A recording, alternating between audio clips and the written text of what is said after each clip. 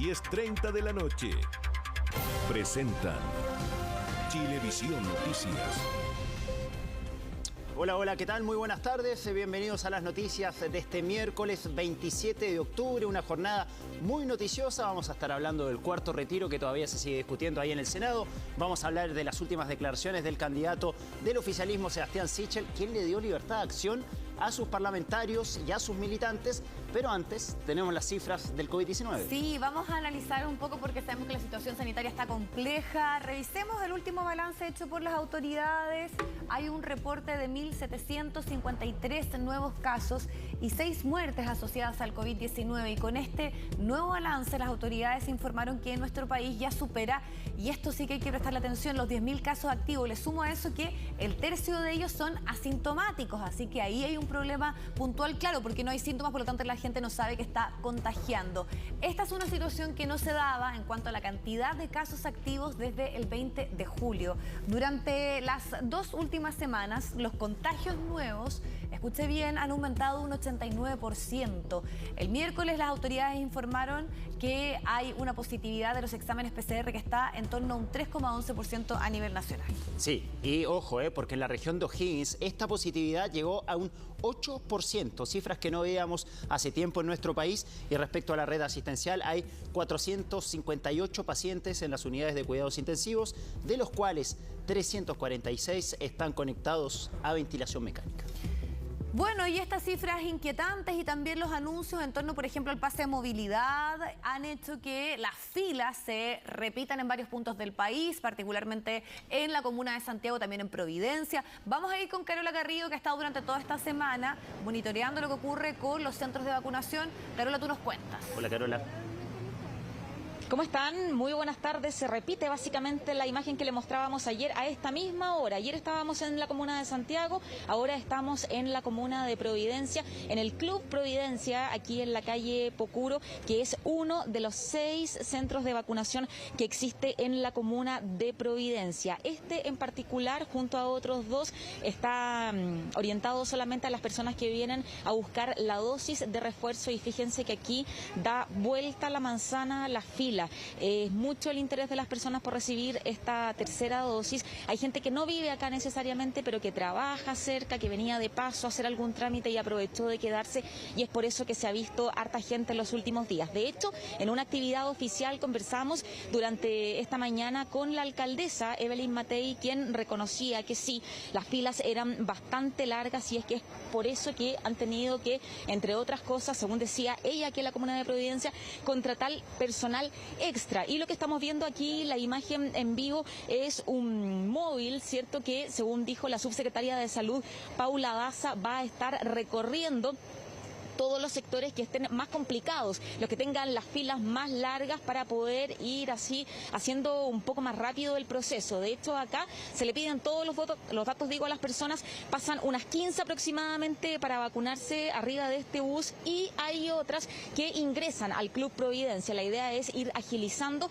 porque el tema no sería que faltan vacunas, las dosis estarían de acuerdo a lo que se necesita. Sin embargo, el personal humano en este caso es el que sería menor, y por eso es que en algunos casos se dan todos estos problemas.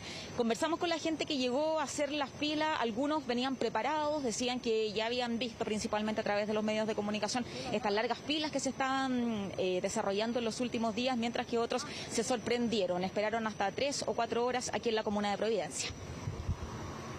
No, mucha gente. Yo empecé la fila allá al otro lado. Eran como 3 cuadras, llegué como a las 9:30, eso sí. No llegué tan temprano. Cerca de la puerta por lo menos. Sí, llevamos como 2 horas, 2 horas en la fila más o menos. Yo vine la semana pasada el lunes y no habían 10 personas, no había tanta gente. Pienso que es por eso, porque retrocedimos y después van a tener que pedir el pase de movilidad. Es que yo me imagino que todas las semanas hay más rezagados y se empieza a armar como un cúmulo de rezagados, y hay gente que viene en días que no le corresponden. Me habían dicho que había mucha gente, la verdad me lo esperaba, pero igual ha ido avanzando. Llegué a 1:15 y bueno, ya estoy llegando. Sigamos viendo la imagen en vivo, por favor. Esta es la otra puerta. Yo les decía que había gente que hacía fila, algunos eran derivados a este bus y otros están por la entrada principal que está aquí en la esquina de Pocuro con Jorge Mate, y la fila sigue siendo larguísima a esta hora de la tarde. Ha subido la temperatura y ya muchos están al sol esperando la posibilidad de poder ingresar para recibir esta dosis de refuerzo. Pero como decíamos, hay otras comunas que también están viviendo situaciones similares. Una de ellas es Santiago. Hoy vimos muy temprano cómo había gente que había llegado al centro de vacunación del GAM, que está allí en la Alameda, un poco antes de llegar a la Plaza Baquedano, pero se enteraron que durante la mañana por lo menos les entregaron esa información que no se iba a atender hoy, así es que muchos de los que ya habían estado haciendo la fila desde las 6 de la mañana aproximadamente se tuvieron que ir a la calle Catedral, que es donde hay una iglesia donde se está efectuando a cabo esta tarea de vacunación. Allí también la fila era larguísima, la manzana entera y un poco más, hasta que nosotros nos vinimos por lo menos de personas que habían ido no solamente allí por la dosis de refuerzo, existía también la posibilidad que se vacunaran los rezagados de la primera y también de la segunda dosis. Varias personas que conversaron con nosotros nos dijeron que habían ido ayer o bien el lunes, pero que como habían llegado más tarde no habían tenido posibilidad de alcanzar número, y es por eso que los primeros durante esta jornada llegaron a las 4:30 de la madrugada. Les daba lo mismo, decía, esperar hasta las 9, que recién se producía la apertura de puertas, con la idea de ya conseguir la dosis de refuerzo. Escuchemos lo que nos comentaron allí también. Anteriormente cuando vine como que no conseguí el número, hoy día vine a las 4:30 de la mañana. Y comienzan recién a atender a las 9. A las 9, sí. Vine temprano porque yo a 9:30 o a las 10 tengo que partir a la pega. Yo estoy de 5 para las 6 de la mañana aquí ya. Y ya había más de 15 personas ya en la fila.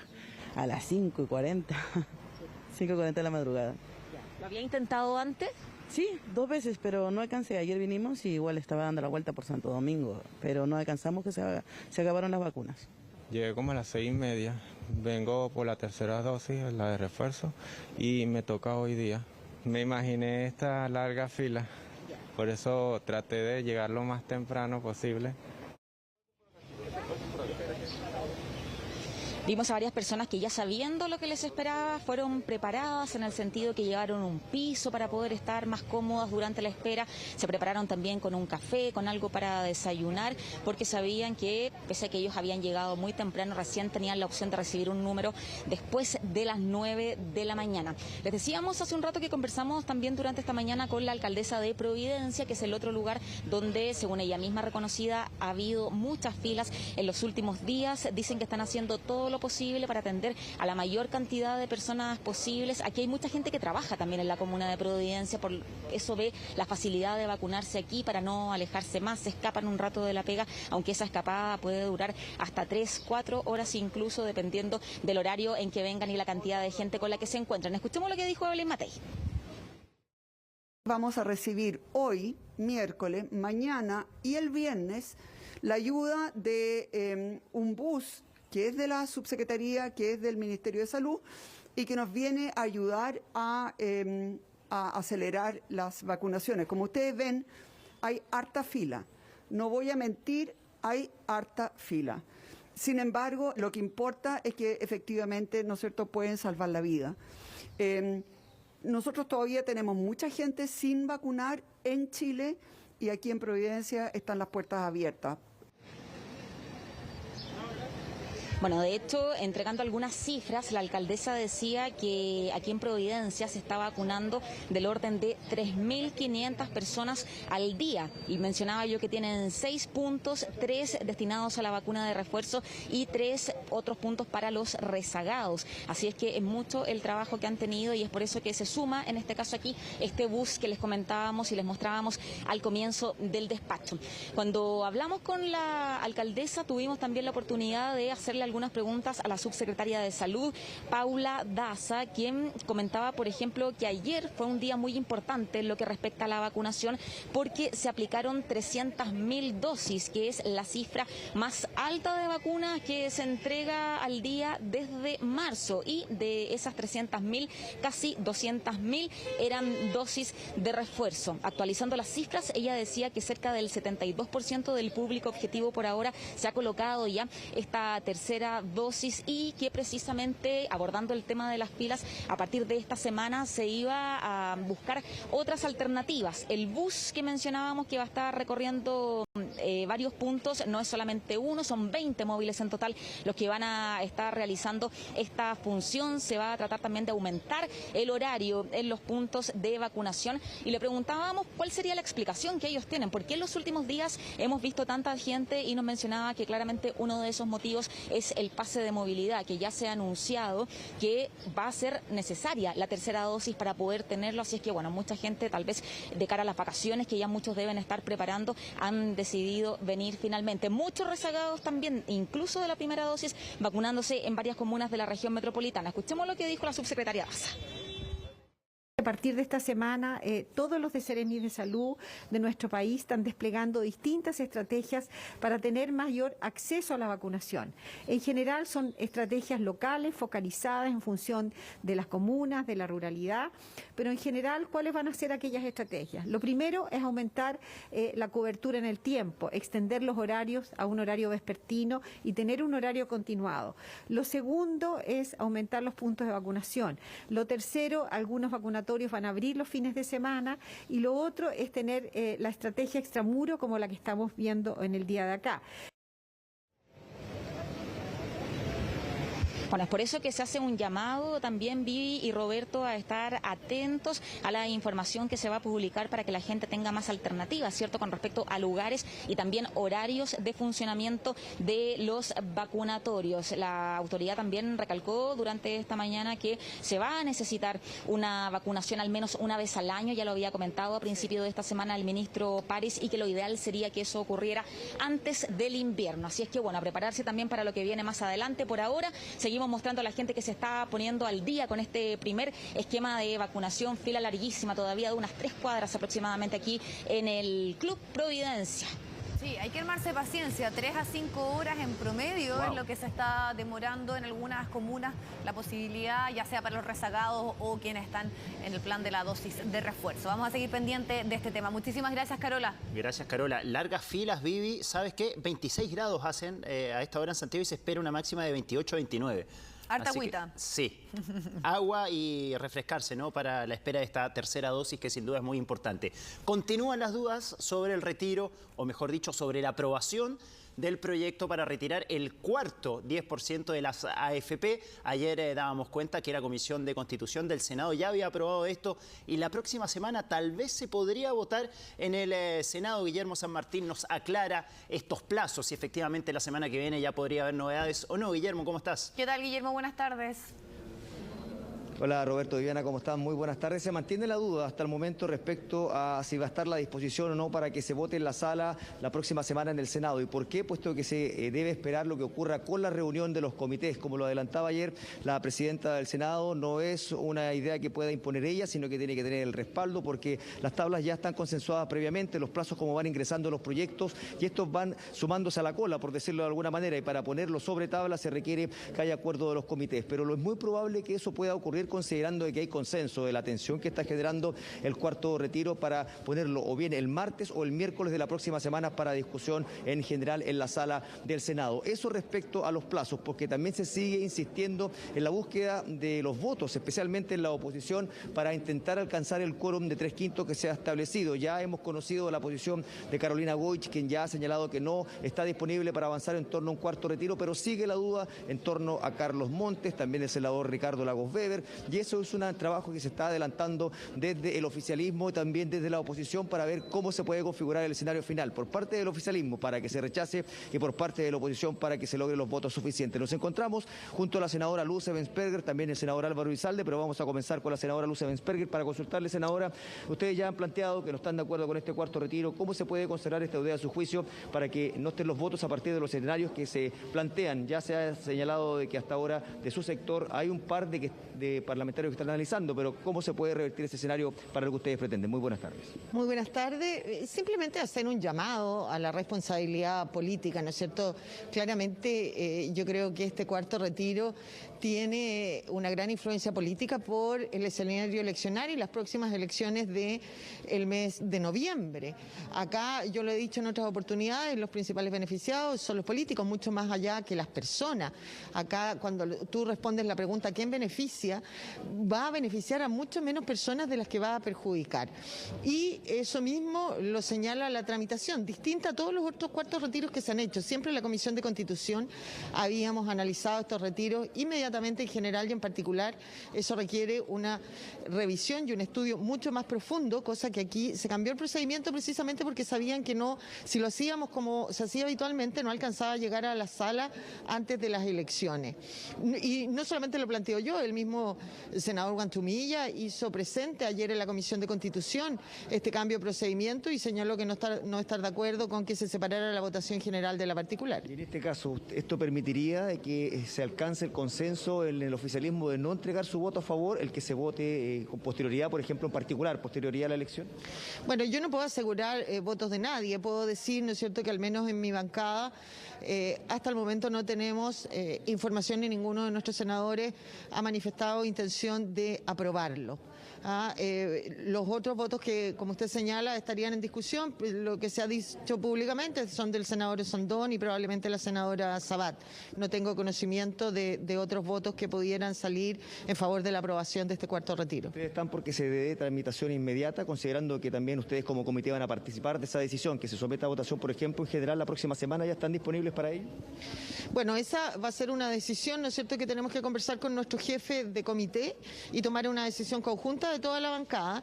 En particular, respecto a lo que yo pienso, yo creo que este proyecto y la discusión, tanto en general como en particular, debiera ser postelecciones. Eso le quitaría la presión política, los eventuales beneficios para un sector que podrían votar a favor, ¿no es cierto?, por obtener un beneficio personal frente a las elecciones, y analizar seriamente este proyecto una vez que le sacáramos de encima la presión política de las próximas elecciones. Para si no está el voto del comité de ustedes, ¿podría dilatar la discusión? ¿Se requiere unanimidad para que pueda ponerse sobre tabla? No, siempre se busca la unanimidad de los comités y se trabaja para eso, pero no es un requisito de la esencia, puede aprobarse, verse por mayoría de los comités. Por último, senadora, ¿debe el gobierno, si es que llega a prosperar esta iniciativa, recurrir al Tribunal Constitucional? Usted ha señalado insistentemente que esta es una reforma que no responde a la base constitucional, es decir, es inconstitucional. Efectivamente, yo he señalado, ¿no es cierto?, que tengo no solamente objeciones de fondo, sino que también de forma, que es inconstitucional, que si bien aquí se han aceptado el quórum de los 3/5, a mí me parece que el quórum correspondiente, de acuerdo a lo que señala en la Constitución a modificar el capítulo 3, aunque sea una norma transitoria, es de 2/3, pero ya se asumió otra posición. Sí, yo espero, como siempre he esperado frente a un proyecto que es claramente inconstitucional, que se recurra al Tribunal Constitucional. Gracias, senadora.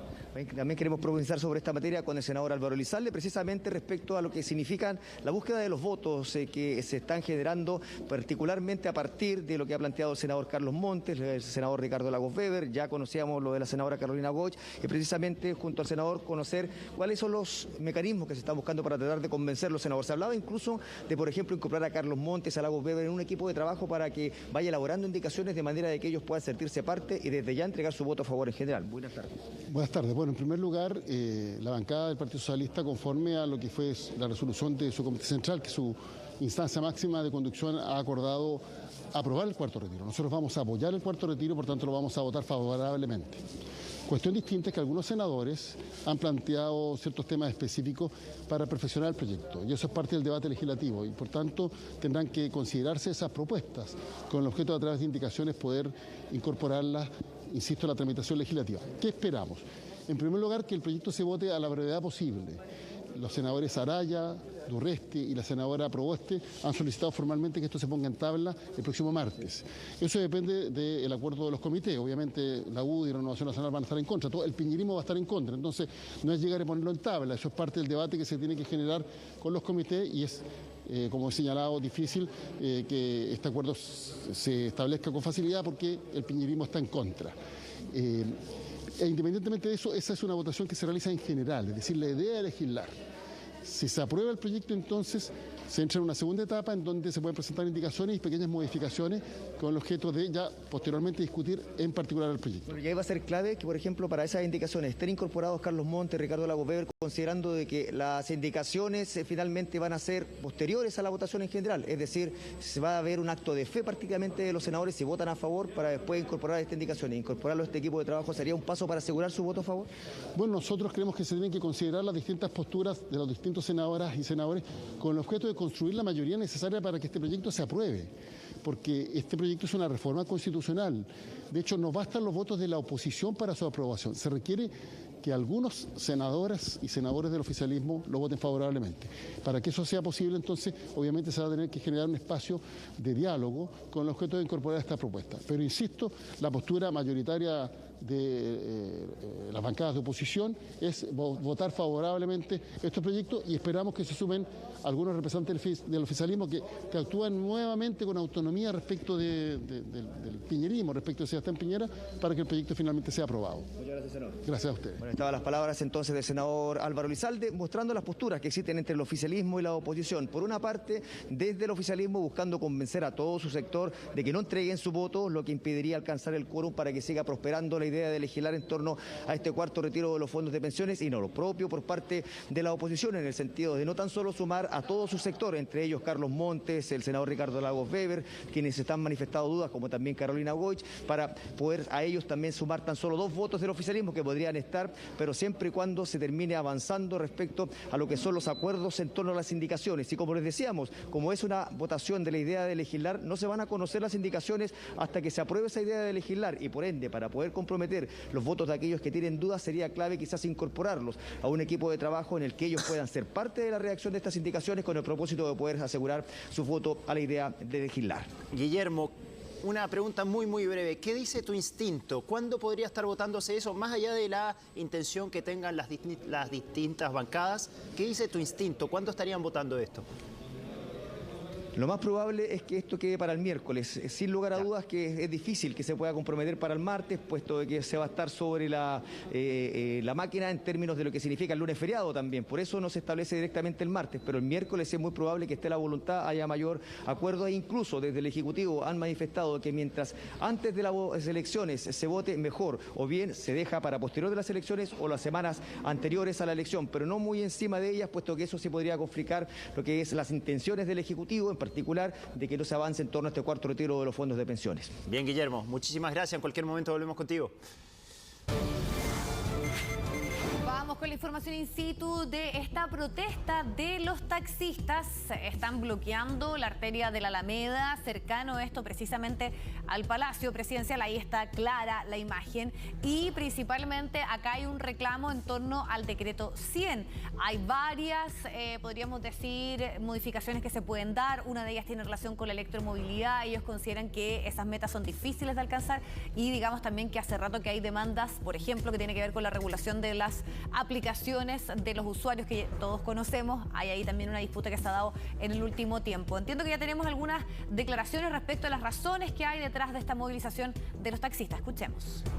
Son uno de los fundamentos que nosotros tenemos, pero nosotros estamos por el decreto 100 y porque seamos de decreto pasemos a ser ley, para que el Ejecutivo no le haga cambio a las modificaciones del decreto 212, que tenga que tener autorización a los senadores y diputados para poder hacerle las modificaciones que corresponden. Tenemos hartas cosas, se han hecho modificaciones donde no se le ha consultado a todas las partes, ¿me entiende? Han sido decisiones arbitrarias, ¿no? ¿Qué tipo de decisiones? Cambio en el decreto. Lo que pasa es que el decreto, planes pilotos, nuevas tecnologías, electromovilidad, que se supone que nosotros no estamos en contra de eso, pero venimos recién saliendo de una pandemia, o sea, pensar en comprar un auto eléctrico en estos momentos, 25 millones de pesos, sería difícil. Se van a entregar 3 cartas, creo que a la convención, al gobernador y al Ministerio de Transporte, o al presidente, creo. Bueno, el 212 es, podríamos decir, el decreto que los regula y ellos lo que están pidiendo acá es que esos cambios sean a través también de mesas de trabajo, que se pueda incluir a los sindicatos, a los alcaldes, los gobernadores regionales, en el fondo que haya una mayor participación e injerencia en lo que se pueda decidir respecto a estas modificaciones. Y además también hay que plantear que aquí hay, históricamente podríamos decir, situaciones que ellos tienen y que vienen reclamando y que se han visto agudizadas. Una de ellas tiene que ver con la regulación y que es algo que todavía en nuestro país tampoco ocurre, con alguna competencia que tienen directa, como es el caso también de las aplicaciones. Y vemos ahí también que hay una especie de humareda que se puede percibir, sí. Probablemente tiene que ver con el contexto de esta protesta, así que vamos a quedar además especialmente pendientes por lo que implica esta intervención en plena Alameda de los taxistas. Sí, la imagen lo dice todo, una gran cantidad de taxis. Yo te diría, Vivi, que son alrededor de 100 taxis los que están ahí bloqueando el tránsito en la Alameda, a la altura del Palacio de la Moneda. Así que, sin duda, si usted tiene pensado transitar por el sector, evítelo, porque pueden ver que ahí hay una gran congestión y no está pasando absolutamente nadie por ese carril de la Alameda, porque los taxistas tienen absolutamente todo bloqueado. Ya vamos a estar atentos.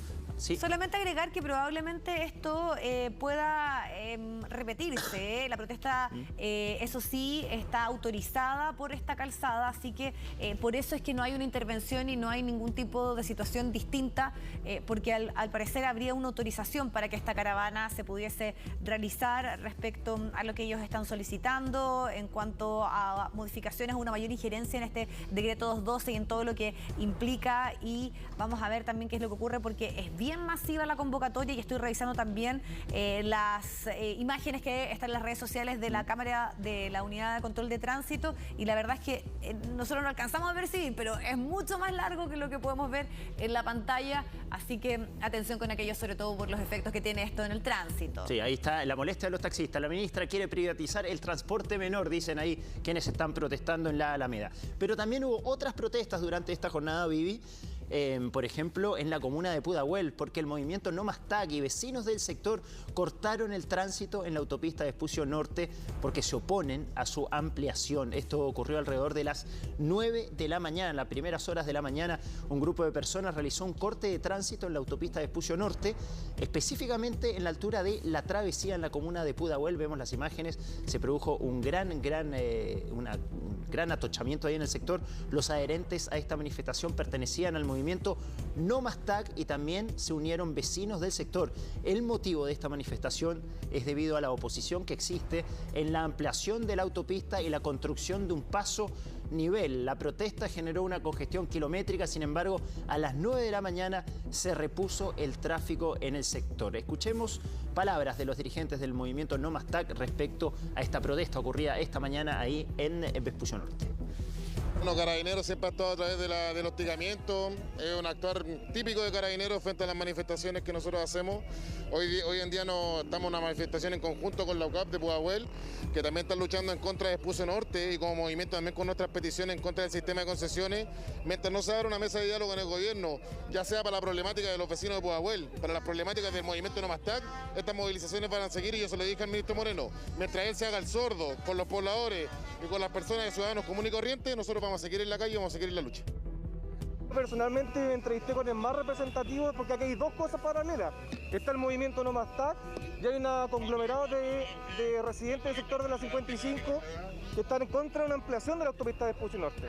Se me juntaron las dos congregaciones y yo me entrevisté con los más representantes y dicen que van a estar media hora más acá, cosa que no lo puedo permitir. Y después se me vienen y se me atraviesan rompiendo el acuerdo que teníamos nosotros, cortándome completamente lo que es Américo Vespucio. Bueno, también durante el día de hoy hubo una protesta habitacional. Los manifestantes se colgaron del puente sobre la rotonda Grecia. Esto, 4 personas se colgaron desde el viaducto de Américo Vespucio. Es un grupo aproximadamente de 200 personas que se manifestó durante esta mañana.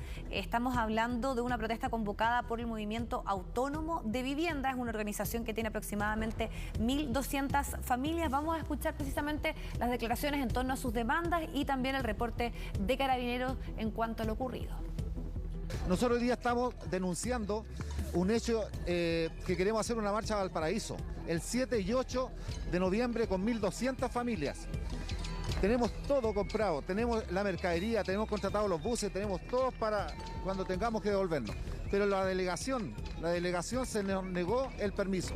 Cuando existen precedentes que se han autorizado, y eso es lo que estamos pidiendo nosotros, que hoy día, con toda la voluntad que queremos, sin hacer manifestaciones en contra, violentas, tirando piedras, ni nada de eso, hoy día nuestra gente es pacífica. Tenemos que hacer eso, arriesgando la vida de familias, de personas, colgándose para poder conseguir un permiso para ir al paraíso. Estamos luchando por tener nuestras casas, tengo mi carnet de invalidez y no nos da ninguna solución. Nosotros estamos luchando todos porque son varios comités que están aquí y necesitamos nuestra casa. Vivimos allegados y por vivir allegados también tenemos que pagar luz, agua, arriendo y todas las cosas. Y nosotros tenemos nuestra casa, nuestra plata en el banco y no nos dan ninguna solución. Dialogó en primera instancia, no depone su actitud. Primero que todo se realizaron cortes de tránsito para generar las menos externalidades negativas posibles. Yo sé que es un impacto vial considerable. Ahora estamos esperando que el GOPE instale toda la indumentaria, poder hacer descender a esas personas que están con el arnés de seguridad sobre la pasarela y una vez bajándola poder normalizar esta situación. Lo que gusta de esta gente es hacer ver su postura ante los medios de comunicación para poder encontrar una solución. Bueno, estamos con las imágenes de lo ocurrido durante esta mañana, pero bien pendientes de lo que está pasando en el centro con esta manifestación y además de las demandas que ya les comentábamos, hay acá una movilización por el impuesto específico a los combustibles, claro, y además sabemos que la benzina ha subido y probablemente la proyección es que siga haciéndose, pero recordemos que el impuesto a los combustibles es un tema en donde varias candidaturas están precisamente por aumentarlo, porque sabemos que esto genera un impacto y se está apostando también por medidas más responsables en un contexto de crisis ambiental y ahí eso lo relacionamos con lo que escuchábamos también, con esta exigencia en torno a autos de electromovilidad, pero en específico también una de las demandas principales tiene que ver con el impuesto a los combustibles en el caso de los taxistas. Seguiremos muy atentos entonces, Vivi, a lo que pasa ahí en la Alameda porque vemos que una gran cantidad de taxis continúa bloqueando uno de los ejes de la Alameda frente al Palacio de la Moneda, así que estaremos atentos en los próximos minutos a ver si finalmente llega Carabineros o si deponen un poco la protesta de estos taxistas. Bueno, sigamos avanzando y sin duda que la noticia política de ayer, Roberto, fue la decisión tomada por Sebastián Sichel de anunciar libertad de acción a los partidos que lo respaldan tras una primaria y esto está directamente relacionado con varias figuras, sobre todo de la UDI, que dijeron que iban a apoyar a José Antonio Kast. Sí, mira, quiero pedir a los partidos que se sientan en libertad de acción de tomar la decisión que ellos quieran respecto de sus apoyos partidarios. Esto podría provocar un terremoto político en los apoyos que tiene actualmente Sebastián Sichel, el candidato del oficialismo. Ignacia Jiménez nos tiene todos los detalles y las reacciones de este nuevo comunicado del candidato Sichel. Porque han pasado hartas cosas en el día de hoy.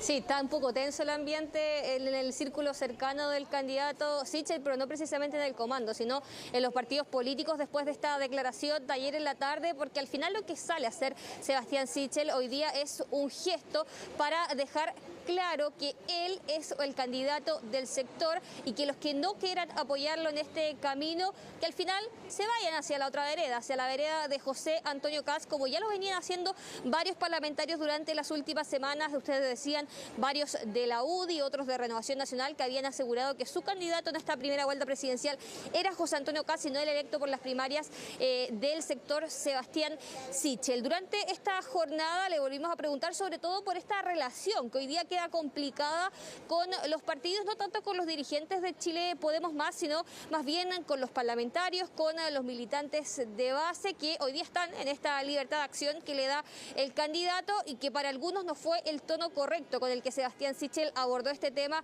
justamente este mensaje hacia los partidos políticos. Hoy día fue un poco más blando el candidato del oficialismo, pero plantea que se hace cargo él hoy día de los que lo están apoyando, no de los que no están a su lado y que está con los que cumplen los compromisos y dice que él no está para seguir en pelea chica, sino que para seguir con su candidatura presidencial. Revisemos esas palabras que son bastante más blandas que ayer, un tono bastante más amable, pero con el mismo mensaje directo a aquellos que hoy día se han descolgado de su carrera presidencial. Ángela Robledo. Si uno cumple un compromiso, asume el compromiso, y los que deberían explicar son los que se van, no los que se quedan, y por lo tanto no voy a seguir en esa pelea chica de aquellos que tratan de justificar lo injustificable. Que en un independiente gana una primaria lo deberían apoyar, y aquel que no cumple la palabra o aquel que se va a una posición extrema es el que tiene que explicarlo. Nosotros seguimos trabajando fuertemente en lo que creemos, y sí creemos que tenemos diferencias con los otros programas respecto a la tolerancia con la diversidad, respecto al equilibrio económico con los programas de ambos. Tengo diferencia respecto a la tolerancia, tengo diferencia respecto a la mirada ambiental o de sostenibilidad, y es natural que lo debatamos.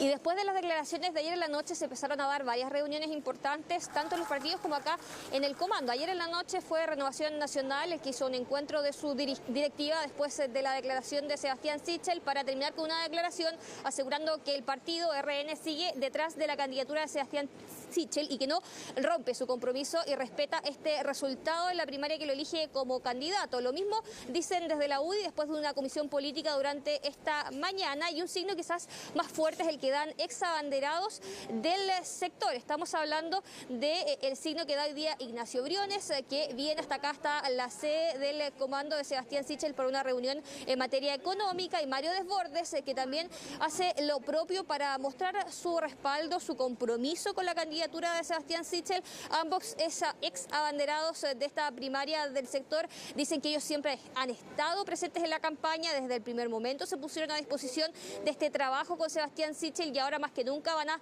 seguir así. De hecho, Ignacio Briones decía que él no se sentiría cómodo apoyando a José Antonio Kast en una segunda vuelta presidencial, que no es su candidato y que tienen varias diferencias que dice son significativas hoy día con un programa de gobierno que él respalda, que es el de Sebastián Sichel. Revisemos esas declaraciones.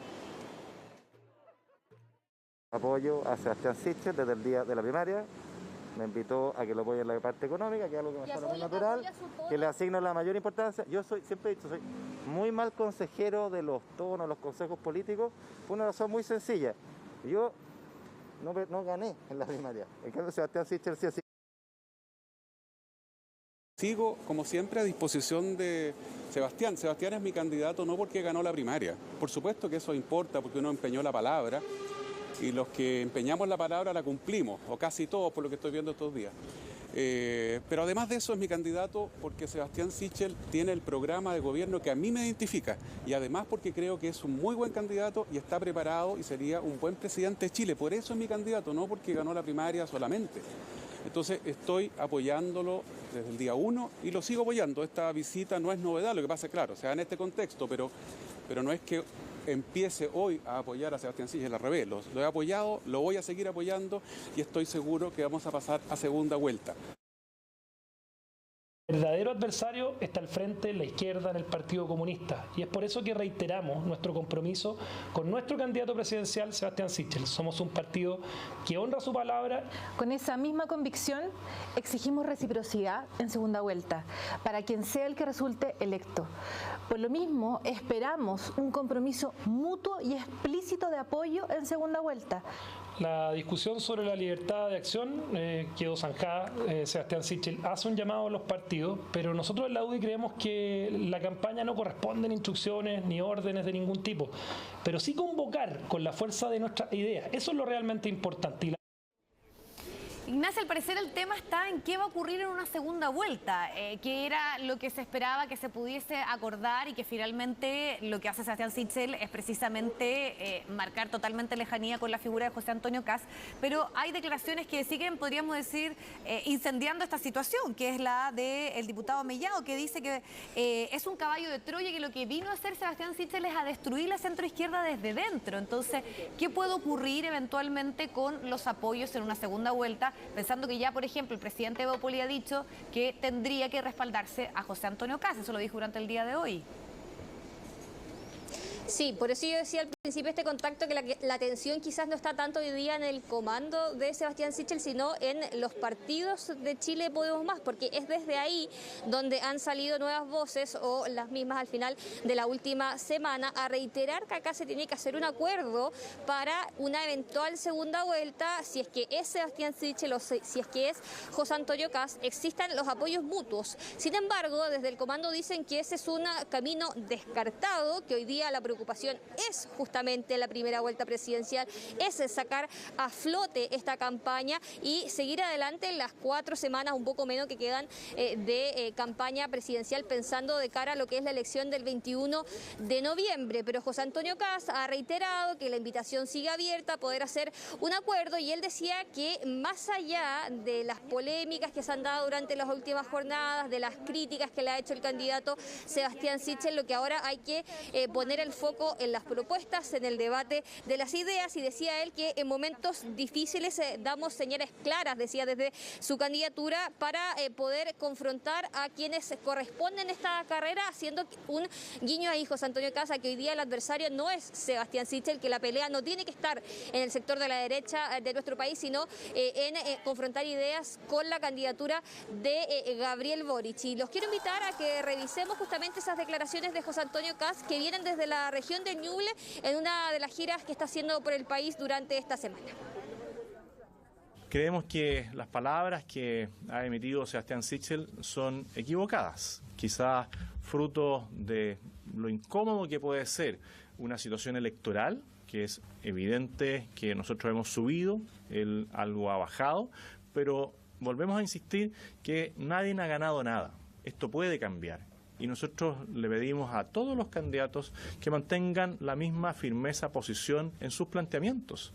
No porque uno esté abajo en las encuestas va a cambiar el tono de voz ni va a comenzar a criticar a otra candidatura que se necesita en caso de que él pase a la segunda vuelta.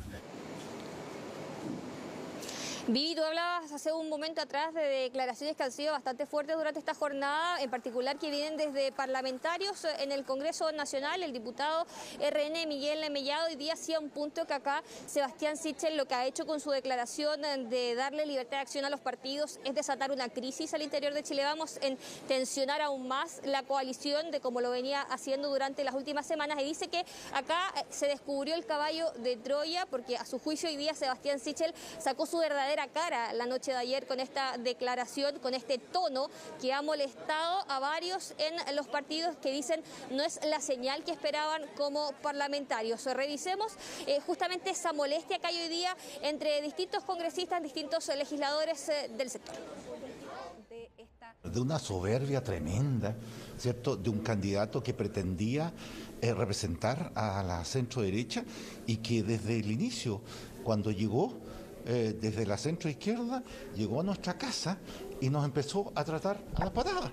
La inconsistencia del candidato Sichel entre lo que piensa, lo que dice y lo que hace es que él mismo, ¿cierto?, se fue enterrando en un hoyo donde la gente empezó a dejar de creerle. Él era un caballo de Troya de la Concertación que llegó a la derecha, ¿cierto?, a destruir nuestra coalición prácticamente. Él no es de centro derecha, él es de centro izquierda. Sichel yo creo que ha cometido una cantidad de errores impresionantes.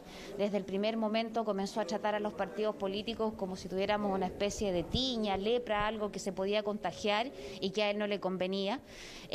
Comenzó, ¿cierto?, con un tono muy poco amigable a la hora, ¿cierto?, de poder invitar a trabajar con él, amenazando, llamando, ¿cierto?, con una especie de totalitarismo tremendo, de que las personas que no hacían lo que él estimaba ni siquiera se iban a tomar la foto, que tiene que ver con que él en definitiva no representa a las ideas de la derecha.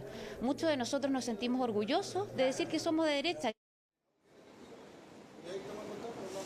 Vivi, al final con estas declaraciones de Sebastián Sichel termina de explotar al final una olla a presión que había al interior del oficialismo, porque hace semanas eran varios los que venían transparentando que iban a ir por respaldar la candidatura de José Antonio Kast. Habían habido polémicas de quién se sacaba una foto, con quién firmaba la franja o no, varios parlamentarios que no quisieron ser parte de esa campaña, de esas imágenes que se estaban capturando para la campaña, y que al final de cuentas queda plasmado en esta declaración de ayer en la noche, donde Sebastián Sebastián Sichel le da libertad de acción a los partidos, a los militantes de los partidos políticos y que termina también marcando esta diferencia que hoy día tensiona justamente al bloque oficialista, porque sin lugar a dudas tienen ahí algo que resolver, que es cómo se sigue adelante en esta campaña, más allá de que los partidos hayan dicho que siguen en su compromiso con Sebastián Sichel, porque la verdad es que son varios los parlamentarios y militantes que dicen que su opción no está acá, no está en la candidatura electa en la primaria, sino que con José Antonio Kast.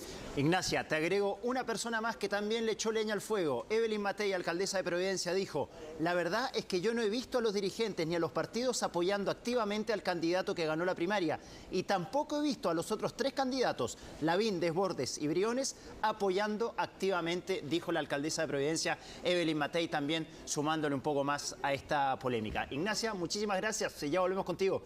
Gracias, Ignacia. 1 de la tarde, 44 minutos. Revisemos, para irnos a la pausa, lo que está ocurriendo con esta manifestación de los taxistas bloqueando la Alameda. Ellos lo que exigen es una reducción al impuesto específico de los combustibles. Aproximadamente son 500 autos. 500 autos, sí, yo dije 100. Aproximadamente, muchos más los que están en este momento en el centro de Santiago. Vamos al corte con esta imagen y ya volvemos. Vamos. 10 minutos para las 2 y ya estamos de vuelta con las noticias y vamos a hablar ahora del desgarrador llanto de un niño que lamenta la pérdida de su celular, su perro y su casa. Se revelaron más imágenes del violento ataque incendiario registrado en la ciudad de Carahue, que dejó al menos a 10 familias con sus casas completamente quemadas. El hecho coincide con el anuncio del gobierno de que va a renovar el estado de excepción constitucional en la macrozona sur del país. Papá, mi casa, mi perro. Relato a lo menos desgarrador por parte de un niño que ve cómo su casa y todas sus cosas ardían en llamas tras un violento ataque incendiario en la comuna de Carahue, en la Araucanía. Con el fuego aún activo, Carabineros tuvo que actuar rápidamente para rescatar personas del lugar que corrían peligro. Estoy sacando gente civil, por favor, estoy sacando gente civil. Veo otra vez los tanques. ¡Vamos! ¡Vamos! ¡Que salga! Personal de Carabineros de la subcomisaría Carahue y demás destacamentos cercanos, al llegar al lugar se encontraron con este triste escenario. Lo más importante fue verificar la presencia de personas, de mujeres, personas de tercera edad y niños quienes estaban en el sector. Por tal motivo, Carabineros de forma inmediata procedió a evacuarlos. Fueron 10 casas quemadas y 8 vehículos consumidos por las llamas en este fundo, donde también se denuncia el robo de pertenencias. Ahí se llega una camioneta. Este violento ataque se registra justo en momentos en que el gobierno extiende el estado de excepción dispuesto en la macrozona sur del país. Hemos extendido este periodo de excepción constitucional por 15 días adicionales, que se extenderán hasta el próximo viernes 11 de noviembre, para poder continuar con la valiosa y fecunda labor que están cumpliendo nuestras fuerzas de orden y seguridad y nuestras Fuerzas Armadas. Renovación del estado de excepción para las regiones del Biobío y la Araucanía, luego de 2 semanas donde los ataques han continuado. Bueno, seguimos bien pendientes también de lo que ocurre en el centro de Santiago con esta movilización de los taxistas por el impuesto específico a los combustibles. Consuelo, tú nos vas a contar, nos vas a reportar precisamente qué está ocurriendo por allá. Hola, Consu. Hola Vivi, Roberto, muy buenas tardes. Revisamos de inmediato la imagen en vivo porque continúa esta manifestación en pleno centro de Santiago, de hecho a un costado de la Universidad de Chile y muy cerquita también del Palacio de Gobierno. Según lo que nos han dicho los organizadores de esta manifestación, son aproximadamente 400 los taxis que están siendo parte de esta manifestación y por lo tanto hay gran cantidad de atochamiento vehicular en todas las calles cercanas al centro, porque recordemos que la Alameda está cortada en dirección al oriente para que todas las personas que van transitando por la zona centro tengan eso presente y por lo mismo también las calles aledañas tienen gran congestión vehicular, está muy difícil moverse hasta ahora por el centro de Santiago. Lo que hemos visto de esta manifestación, que además es una manifestación autorizada, eso también hay que recalcarlo, es que hace unos minutos nada más salió desde acá uno de los taxis donde iban varios de los dirigentes a entregar una carta, varias cartas en realidad, una iba dirigida principalmente a la delegación presidencial, otra al gobierno y otras nos decían que a la Convención Constitucional. Eso fue lo que nos habían dicho de manera preliminar. No sabemos si en este mismo recorrido van a hacer la entrega de las 3 cartas o van a hacer un recorrido por cada una de ellas, pero fueron escoltados por carabineros a entregar alguna de estas misivas donde solicitan, tal como ustedes lo decían, la reducción del impuesto específico a los combustibles y también que se elimine el decreto 100. Y lo otro que también hemos escuchado constantemente durante estas manifestaciones que piden la salida o la renuncia de la ministra de Transportes, Gloria Hood. Aseguran que no ha tenido una buena gestión en materia de transportes y es por eso que también solicitan su renuncia. ¿Qué es lo que viene ahora? Según nos han dicho, esta manifestación está autorizada hasta las 2 de la tarde, por lo tanto quedarían prácticamente 5 minutos para que ellos tengan que despejar y desalojar esta zona para restablecer el tránsito. No sabemos si eso va a ocurrir o no, esperamos que sí, porque si fue una manifestación autorizada, la idea es que se pueda desarrollar de la mejor forma posible. Reiterar entonces que el tráfico está absolutamente cortado, son aproximadamente 400 los taxis que están siendo parte de esta movilización. Están además de forma bastante llamativa en dirección opuesta, porque si ustedes lo ven están en la calzada sur de la Alameda, que es decir, la que generalmente va hacia el oriente, pero ellos están posicionados hacia el poniente, así que tampoco sabemos bien cómo va a ser el desalojo, por decirlo de alguna forma, por parte de estos taxistas. Vamos a estar sin duda también muy pendientes a eso, a ver si cumplen este plazo que habían acordado con la delegación presidencial, que fue el organismo que autorizó justamente esta manifestación. Precaución también a todos los conductores que van transitando por el centro de Santiago para que tomen los resguardos, porque hay bastante atochamiento, no solamente en el sector de la Alameda, sino que en todo el centro de Santiago. Claro, pues estamos hablando de una arteria principal y vamos a quedar pendientes si efectivamente se cumple con lo estipulado en esta autorización, que es hasta cierto horario de esta manifestación de los taxistas en el centro de la capital. Gracias, Consuelo. Gracias, Consu.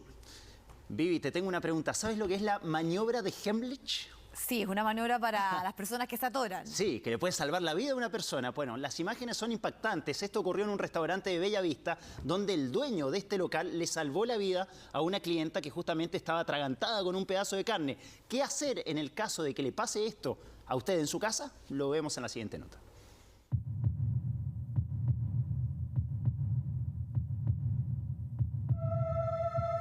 Fueron segundos de terror para esta clienta de un restaurante en pleno barrio Bellavista. La mujer se atragantó con un trozo de carne y fue el mismo dueño del local que le realizó la maniobra de Heimlich para salvarle la vida. Y hay una señora que se estaba ahogando en esta silla y él le dijo como que no sabía hacer nada y decía, ayuda, ayuda, mi mamá se ahoga. Entonces yo me quedo viendo a la señora y le digo, señora, sí se está ahogando. Y la señora no puede hablar, sino simplemente hace... Le volví a hacer por una tercera vez, se hacen en parte, por una tercera vez salió, le volví a hacer, salió lo que quedaba y espectacular, la señora pudo volver a respirar. Maniobra fundamental que John Maldonado aprendió en un liceo militar en Venezuela y que ahora le permitió ayudar a una clienta. De inmediato sus trabajadores se interesaron en aprender. Al día siguiente hablé con un capitán de los garzones, le enseñé cómo era para que él explicara a todos los demás garzones, porque ellos son los que están en el día a día atendiendo a los clientes. Situaciones extremas que pueden ocurrir en cualquier minuto, en restaurantes, colegios, reuniones familiares o incluso en el trabajo. Pero los chilenos saben cómo aplicar la maniobra de Heimlich. ¿No sabe? No, sí. ¿Tiene algunas nociones? Sí. ¿Y qué le ha tocado realizarla? Solamente un bebé, pero la maniobra de Heimlich no se puede aplicar con bebé. La maniobra de Heimlich es un procedimiento de primeros auxilios para desobstruir el conducto respiratorio bloqueado por un trozo de alimento o cualquier otro objeto pequeño. Así hay que actuar ante un atragantamiento. Tenemos pocos minutos mientras la persona, como les dije yo, está consciente y obviamente tiene tiempo para poder, por lo menos nosotros, poder hacer la maniobra, ¿ya? Así que es necesario hacerla rápido y lo más pronto posible. Empuño. La abrazo con la otra mano, la giro un poquitito hacia adelante y mis movimientos van a ser bruscos hacia adentro y hacia arriba, hacia adentro y hacia arriba. Ahí. La técnica puede ser aplicada en niños y en adultos, pero por la conceptura física de un menor se debe realizar de manera diferente. Lo importante es medir la fuerza. 1, 2, 3, 4, 5. Lo tomamos de la nuca nuevamente y lo hacemos nuevamente entre los pezones. 2, 3, 4, 5. ¿Cuántas veces lo vamos a hacer? Todas las veces mientras la guagua se nos esté moviendo. Los niños y las personas mayores son los más propensos a sufrir atragantamientos. Es por ello que es vital tener este tipo de conocimientos, tal como lo hizo John, quien logró salvar la vida de esta mujer.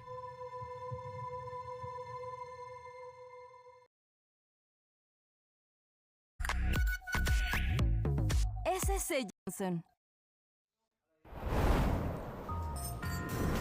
Ya estamos de regreso, vamos a temas internacionales. La falta de combustible en Haití es una problemática de meses, Carlos Greitz. Y no solo pasa por un tema de la pandemia, del manejo del gobierno, sino también de las pandillas.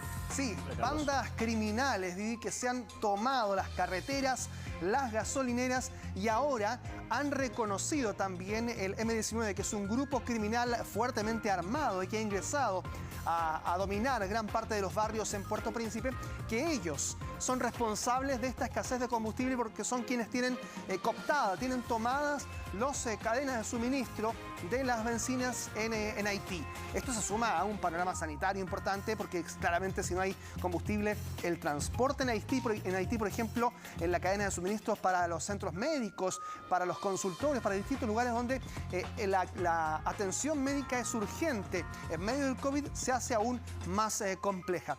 Además, estas pandillas lo que han dicho es que están tratando de poner como moneda de cambio para ellos devolver el combustible a las calles y a las estaciones de servicio, que renuncie el primer ministro de Haití. Es decir, están haciendo un chantaje absoluto teniendo en cuenta que tienen hoy el poder de las calles.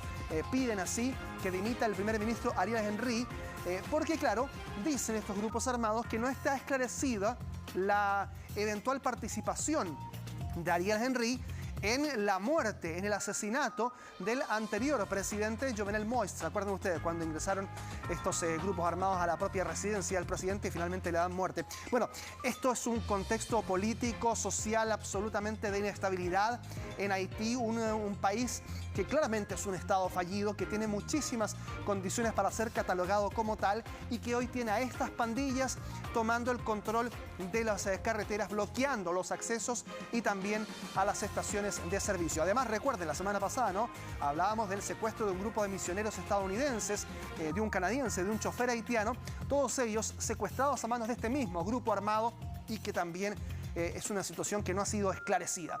Revisamos declaraciones de los haitianos en medio de la desesperación en este país de Centroamérica. No hay combustible en el país. Los hospitales no pueden funcionar. Creo que otras instituciones podrían cerrar sus puertas, pero los hospitales no pueden quedarse sin gasolina. Estamos en el nivel más serio. Este es el límite. Haití es mi país, amo mi país, no lo abandonaré. Puedo viajar para visitar un país extranjero, pero tengo que luchar aquí, porque aquí es donde tengo que vivir. Y hablemos de Brasil. ¿Cuáles son los escenarios que enfrenta Jair Bolsonaro a partir de esta solicitud que hace el Senado brasileño, que aprueba, recomienda que el presidente brasileño sea llevado a la justicia, que sea procesado por una serie de cargos penales, entre ellos, claro, acciones y omisiones relacionadas con la pandemia e incluso con ataques a cargos contra la humanidad? Claro, porque hubo 7 senadores a favor y 4 en contra que le indicaron a Bolsonaro que podría enfrentar cargos por charlatanería. Esto tiene que ver, por ejemplo, con estos dichos que usó incluso desde el comienzo de la pandemia, cuando se hablaba de una gripecina, lo decía Jair Bolsonaro en esos términos. Para los senadores indicó claramente que se trataba de un ataque a la seguridad de las personas. Incitación al crimen, dice, para malversar fondos públicos. Esto tiene que ver con la gestión de la pandemia y, como ya le decíamos, crímenes contra la humanidad. Entre ellos, Bolsonaro enfrenta la acusación de haber retrasado o frenado acciones requeridas como parte del deber para evitar que hoy Brasil sea el segundo país con más contagios en todo el mundo y que haya más de 600.000 muertes producto de la pandemia en ese país. Ahora, estos cargos podrían bastarle eventualmente para suspender a Bolsonaro de su puesto.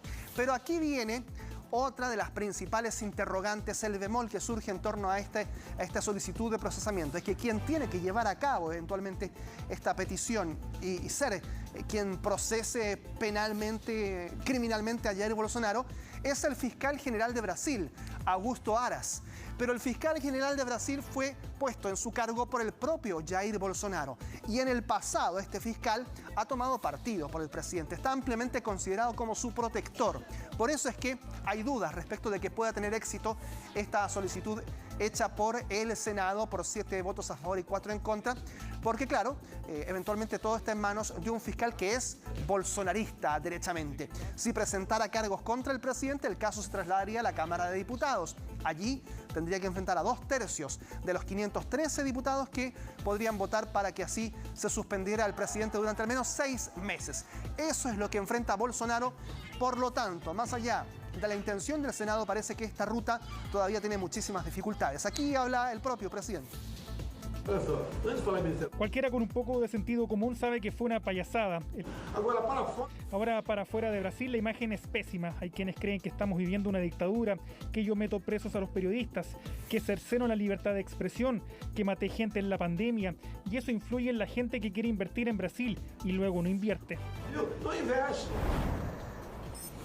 De las complicaciones que enfrenta Jair Bolsonaro, las complicaciones que también enfrenta otro presidente de derecha, que es Guillermo Lasso en Ecuador, este presidente que asumió hace poco el cargo y enfrenta por primera vez este tipo de manifestaciones en las calles, choques con la policía en pleno centro de Quito. Miren ustedes allí, los manifestantes rompen los ladrillos, ¿no?, con que conforman las calles, las veredas y las plazas, y los intentan lanzar a la policía.